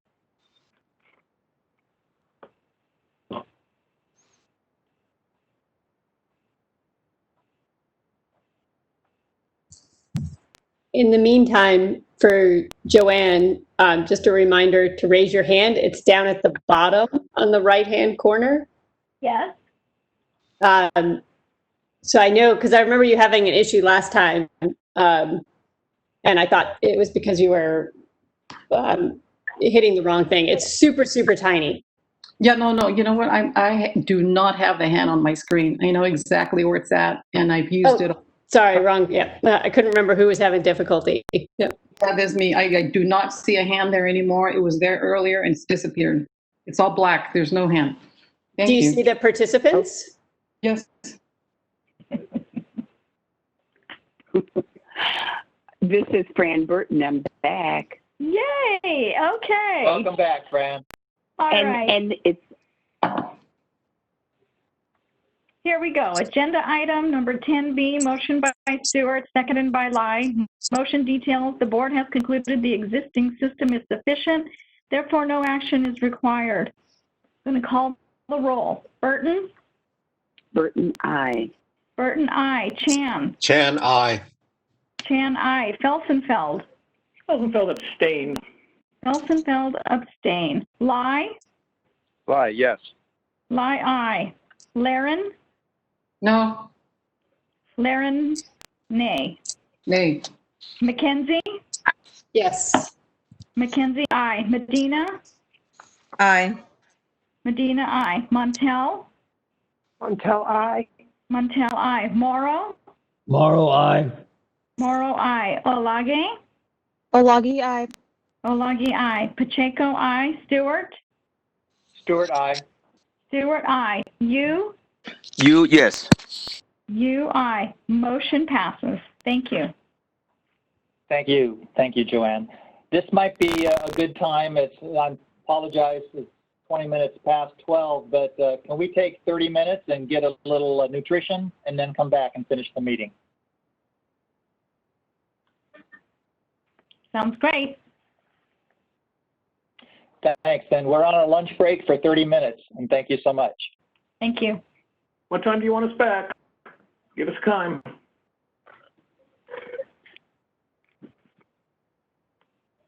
Five minutes to 1. Thank you. Thank you.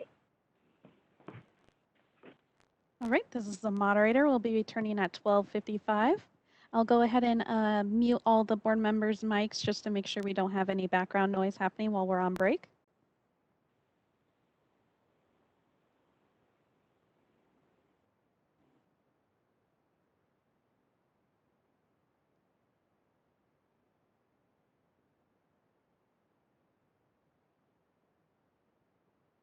Need to reconnect their audio connection. So we'll wait a couple moments for them to reconnect. Thank you.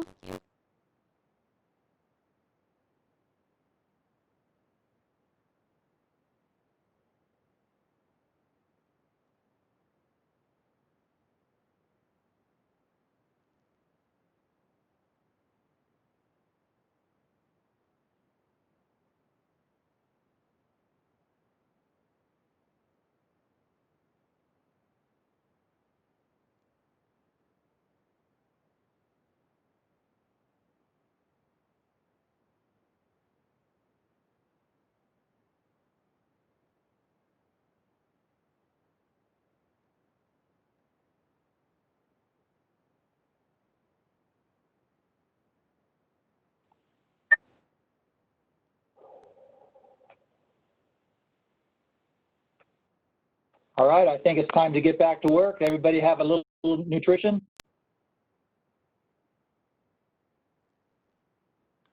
Oh, thank you. Dr. Stewart, we're waiting for some board members to reconnect. Oh, okay.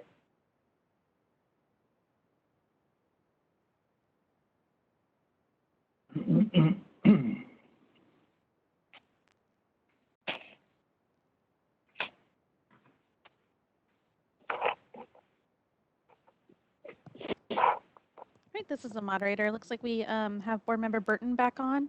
Board member Burton, if you could please unmute your microphone, do a quick mic check. Mic check. Wonderful, we can hear you. Thank you. Thank you. And it looks like we're just waiting on board member Lai to reconnect his audio. And then, board president, I don't know if you want to do a roll call to ensure that everyone's back or do the raised hand option. Should we do a roll call?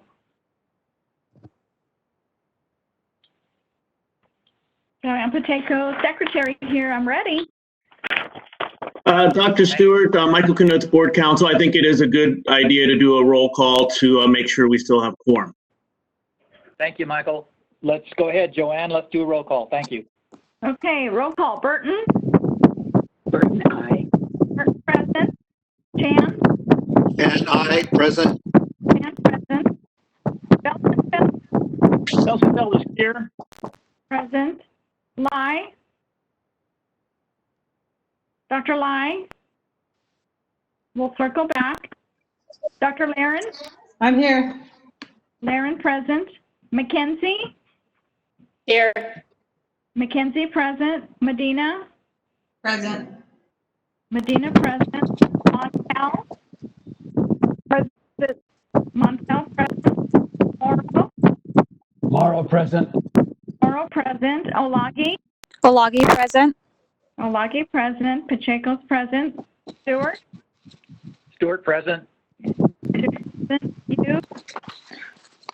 You present. You, present. And Dr. Lai? Present. Dr. Lai is present. We have a quorum. Thank you. Thank you all. This is the moderator. I'm Well, going let's to move on. interject just real quick, just as a brief friendly reminder, if you aren't speaking, if you could please mute your microphone just to prevent any background noise. Thank you. Thank you. Thank you, and we will now move on to agenda item 11A, discussion and possible action on legislation. And I will ask Board Member Fran Burton to facilitate this agenda item. I'm sorry, Dr. Stewart, I'm sorry. Skip ahead a little bit. Yeah, we need to go back to agenda item 10C. Oh.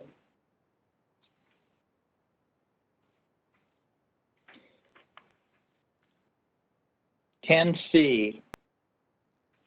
Discussion and possible, yes. Agenda item 10C, discussion and possible action to reinitiate a rulemaking to amend California Code of Regulations, Title 16, Section 1016 and 1017, relating to continuing education. I will ask Gabe Nevin, Legislative and Regulatory Analyst for the Board, to present this agenda item. Thanks, Gabe. Thank you, President Stewart. This is Gabe Nevin, Legislative and Regulatory Analyst. Can everyone hear me? Yes. Thank you. So this is the last of our continuing education items today. At the February 2019 meeting, as you know, the board voted to accept proposed changes to the continuing education requirements at 1016 and 1017. Most of these changes were related to courses related to the risks of addiction associated with the use of Schedule II drugs. But one of the other provisions that came along with this was proposed language providing that continuing education unit credits to licensees who provide unpaid volunteer dental services as part of a free healthcare event or community health clinic. Upon review, Board Regulatory Counsel determined that there is a clarity issue specifically with the proposed language in 1017J. The language there provides that licensees may receive 3 CE credits for providing unpaid volunteer dental services. However, the language doesn't make clear how much time providing services these 3 hours are needed to achieve those 3 hours. Normally, CE credits are received for an hour of contact instruction in the continuing education course. However, in the volunteer context, the licensee is providing services and not receiving instruction, and therefore this ratio is inapplicable. Staff is recommending a 1-to-1 ratio of hours of providing unpaid volunteer services to patients to units of continuing education credit up to 3 hours. The proposed amendments are shown in highlights on the proposed language attached to this rulemaking. And the action that staff are requesting is that the board consider and possibly approve the proposed regulatory language relative to continuing education requirements and direct staff to take all steps necessary to reinitiate the formal rulemaking process, including noticing the proposed language for 45-day public comment, setting the proposed language for a public hearing, and delegating authority to the executive officer to make any technical or non-substantive changes to the rulemaking packages. If after the close of the 45-day public comment period and public regulatory hearing, no adverse comments are received, delegate authority to the executive officer to make any technical or non-substantive changes to the proposed regulations before completing the rulemaking process, and adopt the proposed amendments to California Code of Regulations, Title 16, Section 1016 and 1017, as noticed in the attached proposed text. Thank you. I give it back to President Stewart. Let's move into board member discussion.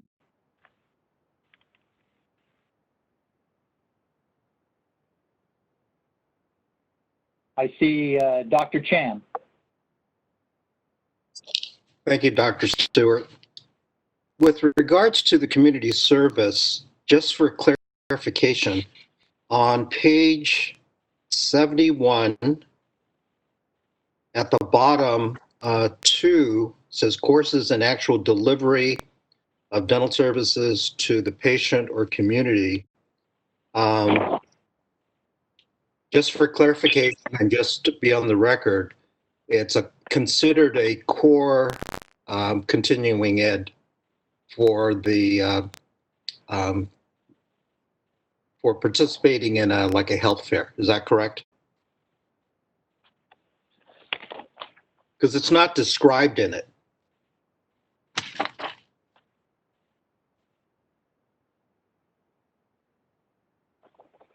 Well, so the provisions that we're talking about are actually here on page 80 at the bottom of the page in your meeting materials. Right, I saw that too. Okay, I just want to make sure. On number I saw that. It just doesn't describe whether or not it's a core or a non-core CE. This would be not part of the mandatory CE credits, is my understanding. Oh, okay. If someone could maybe back me up on that, though, that would be helpful. I do have a second question too.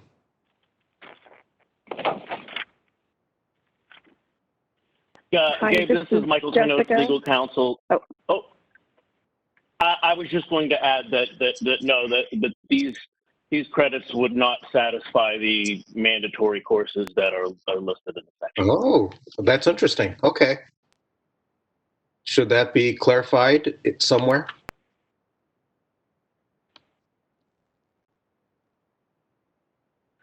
I don't think so, because those can only be satisfied by the board-approved course in infection control, the Dental Practice Act, and so on. So they're very specific courses. Okay. The second question This is Jessica Olney. If I can just clarify for Dr. Chan. Sure. Dr. Chan, so, and I think if I'm understanding you correctly, there are several types of courses that licensees can take, but if you look at number 3, it is broken down, because number 3 and below, it states that only 20% of those types of courses can be done for the required CE, up to 20%. You just have to look at the entire section. I saw that, Jessica, and it doesn't describe, well, this is a new category, participating in a non-compensated health fair.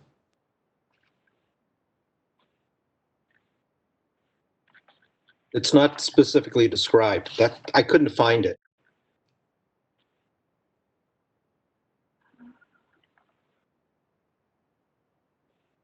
I see what you're talking about on number 3. That's the 20%. That's the non-core courses.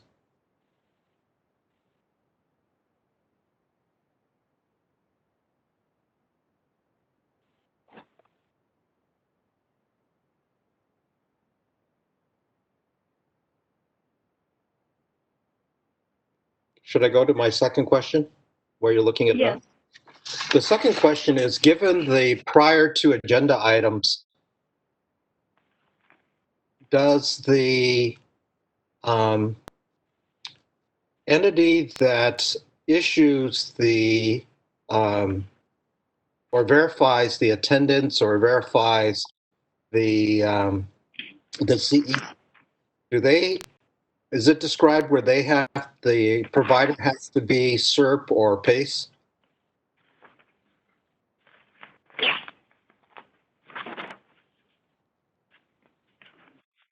In other words, suppose a hospital does a health fair. Someone goes to the health fair, dentist goes to the health fair, and says, I participated in a health fair by the hospital.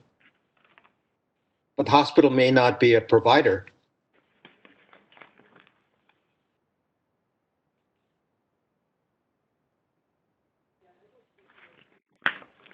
In other words, everything has to be board approved, apparently, correct?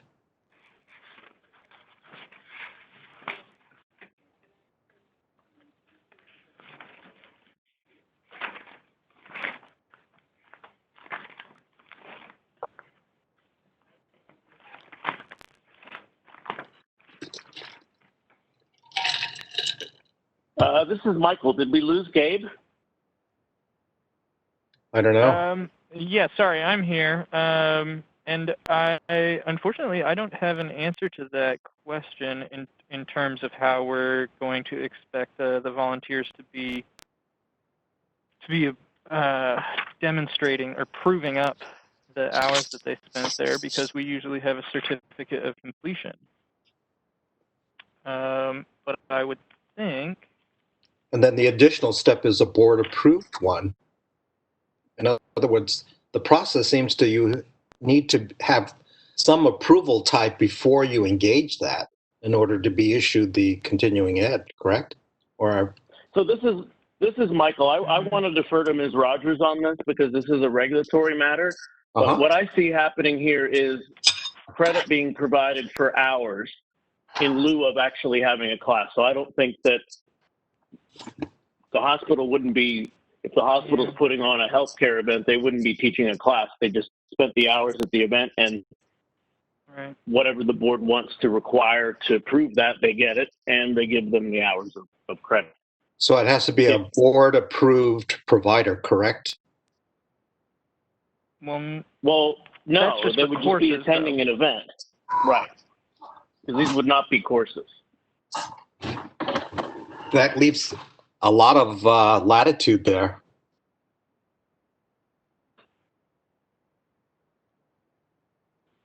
What, Dr. Chan, you want to expand on that comment? What do you mean it means a lot? It leaves a lot of latitude. If you have a social group in town and they say that they want to do a health fair, does that constitute giving a board-approved entity that can issue the or verify the continuing ed?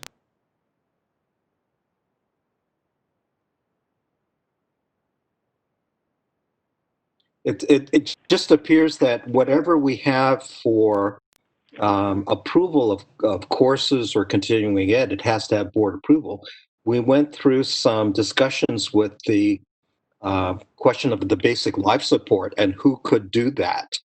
So that was another piece of the puzzle where we had to have somebody approved before they could be the provider. So this is Gabe Nevin again. I think though that what we're talking about here is not receiving instruction in a course. We're talking about providing unpaid dental services.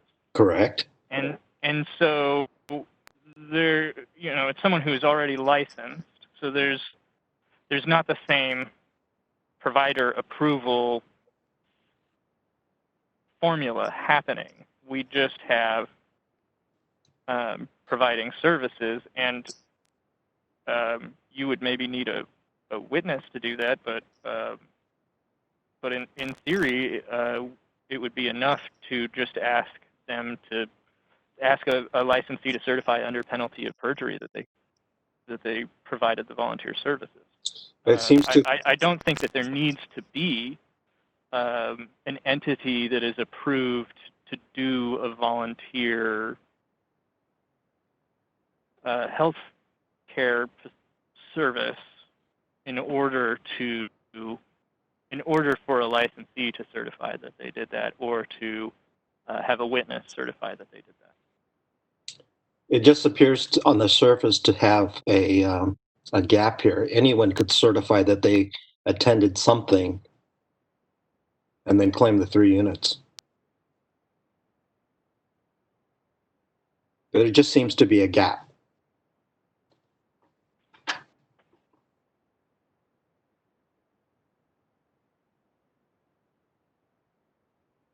So, Dr. Chan, this is Michael again. I'll just answer that. I think that's a position that you're taking.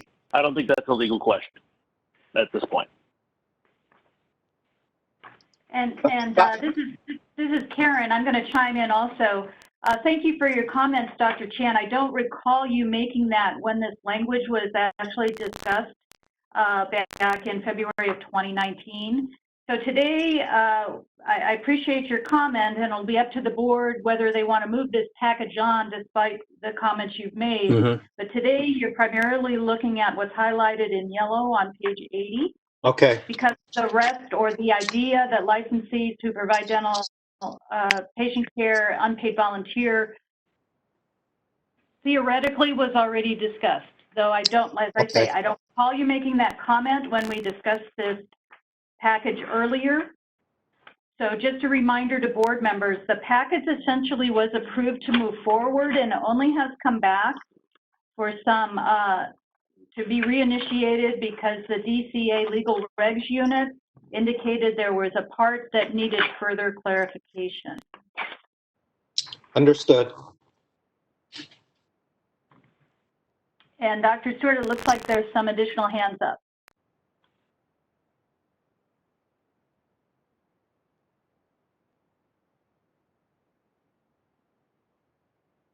Sorry, I saw Dr. Montel's hand up first, I believe, and then we'll go to Joanne Pacheco. Hi, yeah, I just wanted to say, of course, this is my first meeting, so I wasn't on the prior discussions, but I'm completely, obviously, as a representative of public health, totally in favor of this,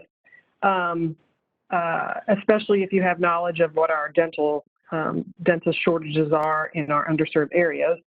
But that being said, I would think that there would be at some point, we could discuss a means of certifying that you did it in a way, like for a nonprofit community health clinic, if you worked out of there, a letter from the clinic is sufficient. I agree that the volunteer dental services and affair would be a little bit more difficult.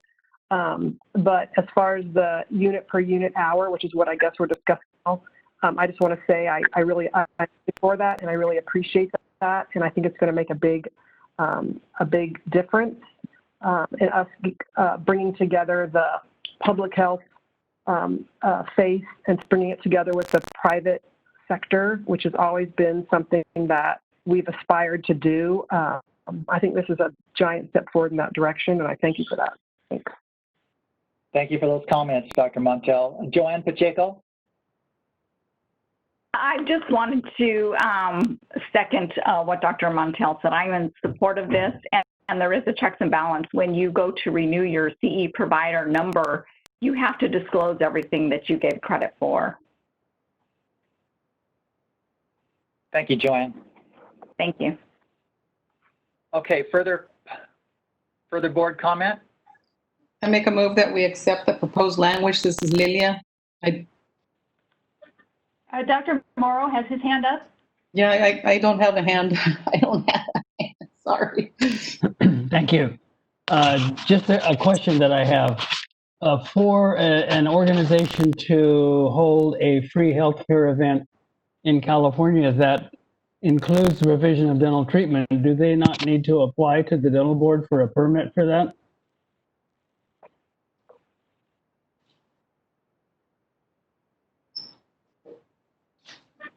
I believe have to defer to someone else on that. I believe that, this is Karen Fisher, I believe that the section you're referring to about sponsored free healthcare events was repealed.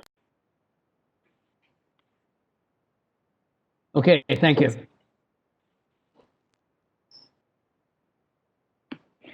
So I believe I heard there was a motion to move this.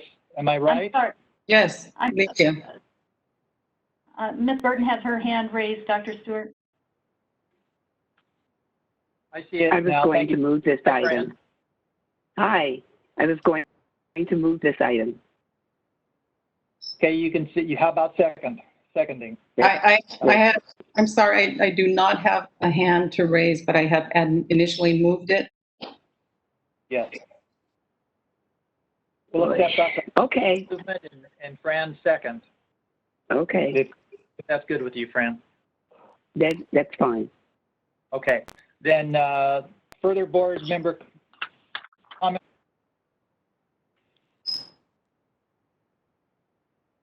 Seeing none. Are there any public comments? Please facilitate the lines for public comment. Great, this is the moderator, and at the direction of the board, I have turned on the Q&A feature for public comment. Members of the public, if you would like to make a comment, please click on that icon of a question mark within a square located at the bottom center of your WebEx screen. Currently sharing instructions on the screen for your reference. And I'll pause a moment to allow the public time to access that Q&A feature.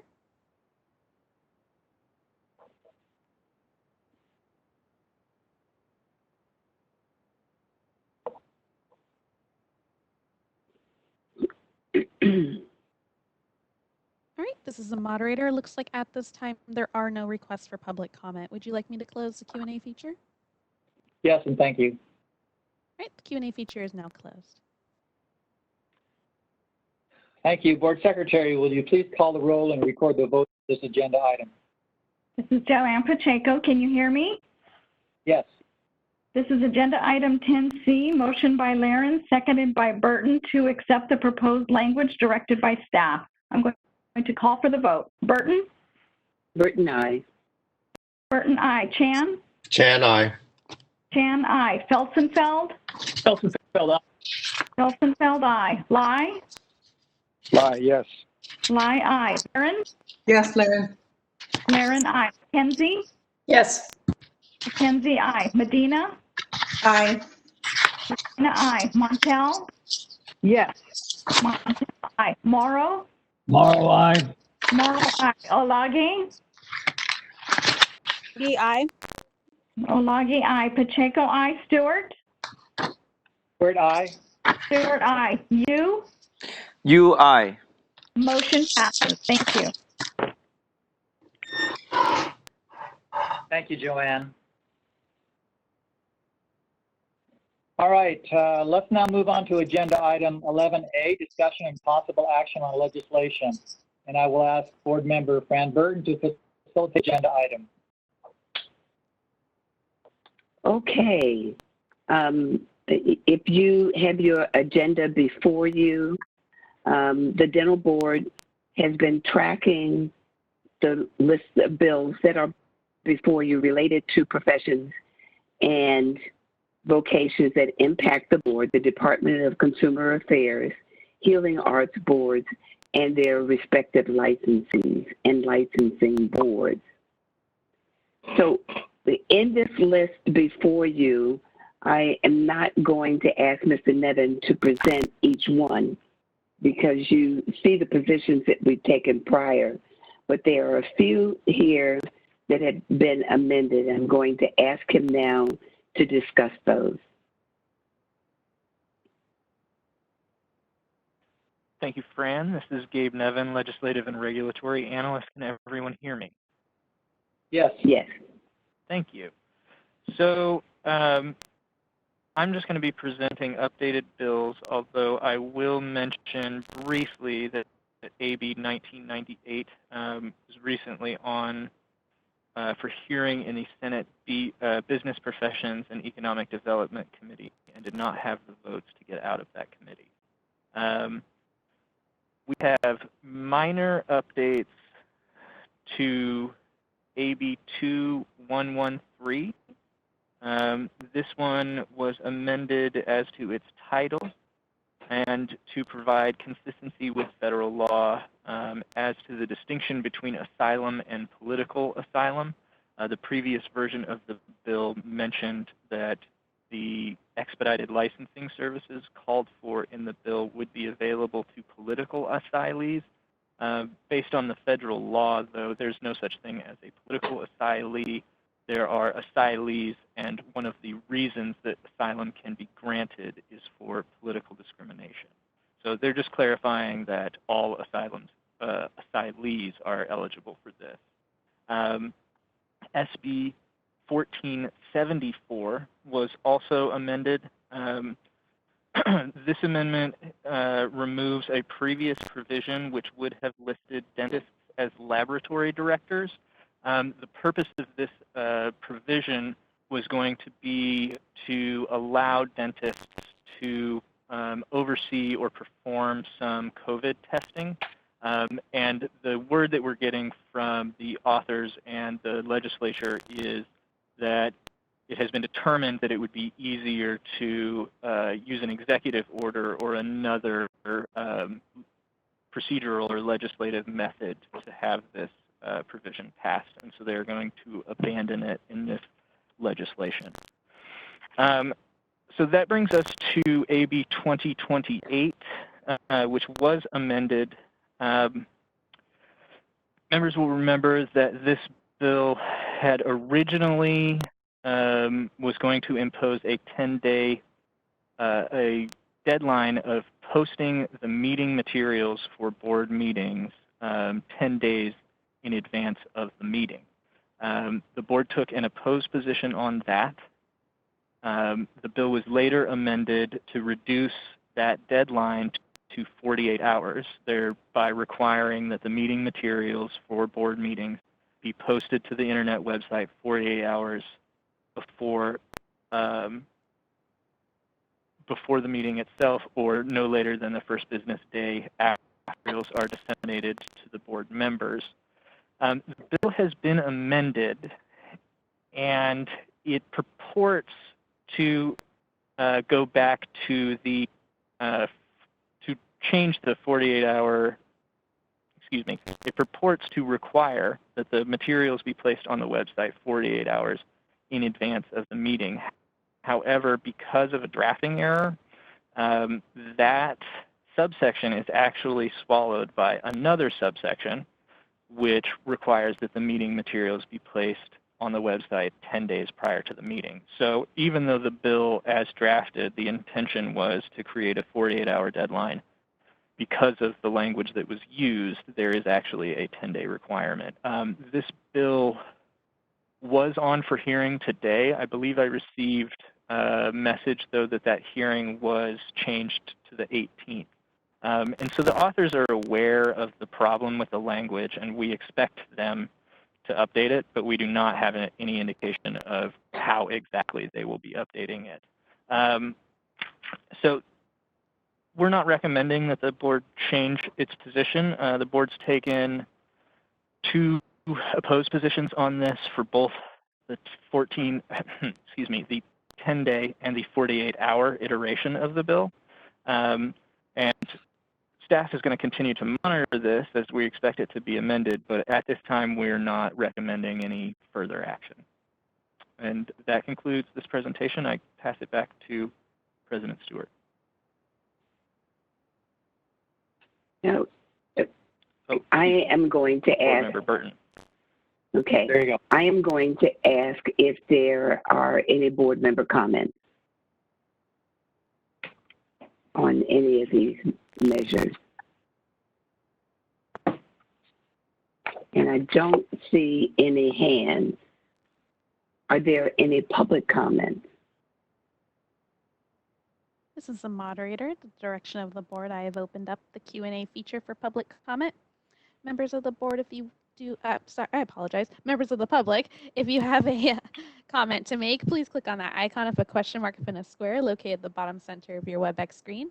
I'm currently sharing instructions on the screen for your reference. I'll pause a moment to allow members of the public time to access that Q&A feature.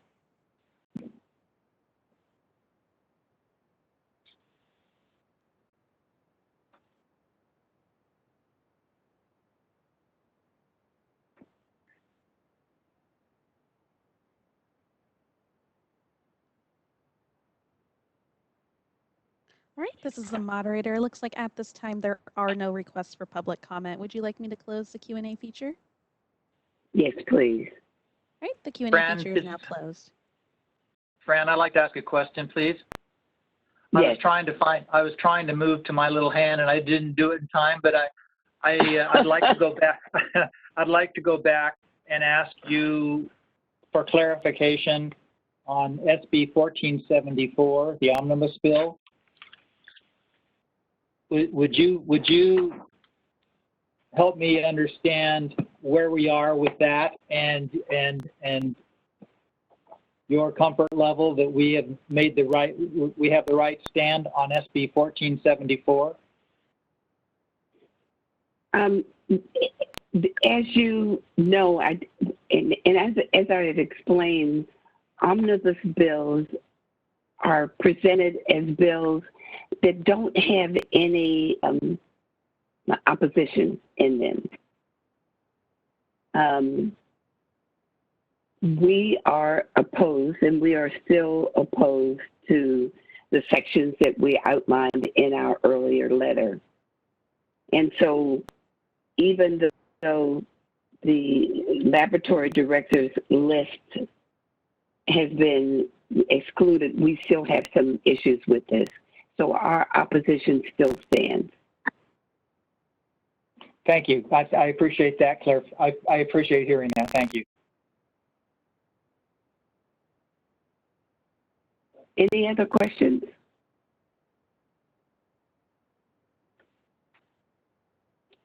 Well, Mr. President, this is the shortest legislative section in history. I wanted that to be noted, and I'm going to give this back to you.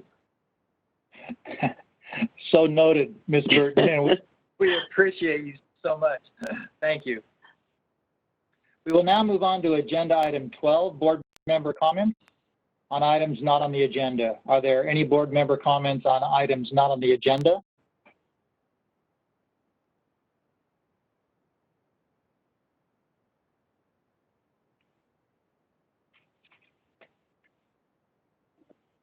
Abigail.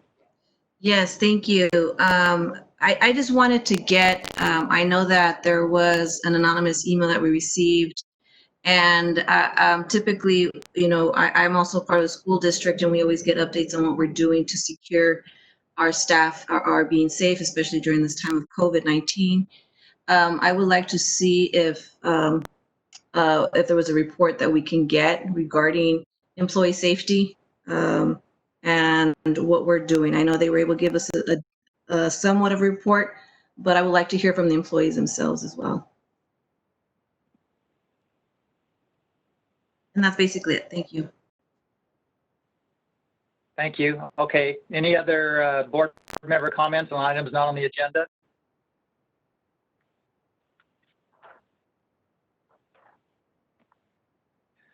So thank you. That concludes the open session portion of this meeting. The board will now recess into closed session. At the conclusion of closed session, the board will return to open session for the purpose of meeting adjournment. Due to technological limitations, adjournment will not be broadcast. Adjournment will immediately follow closed session, and there will be no other items of business discussed. Thank you all for your participation. Thank you for your time, and we will now go into closed session.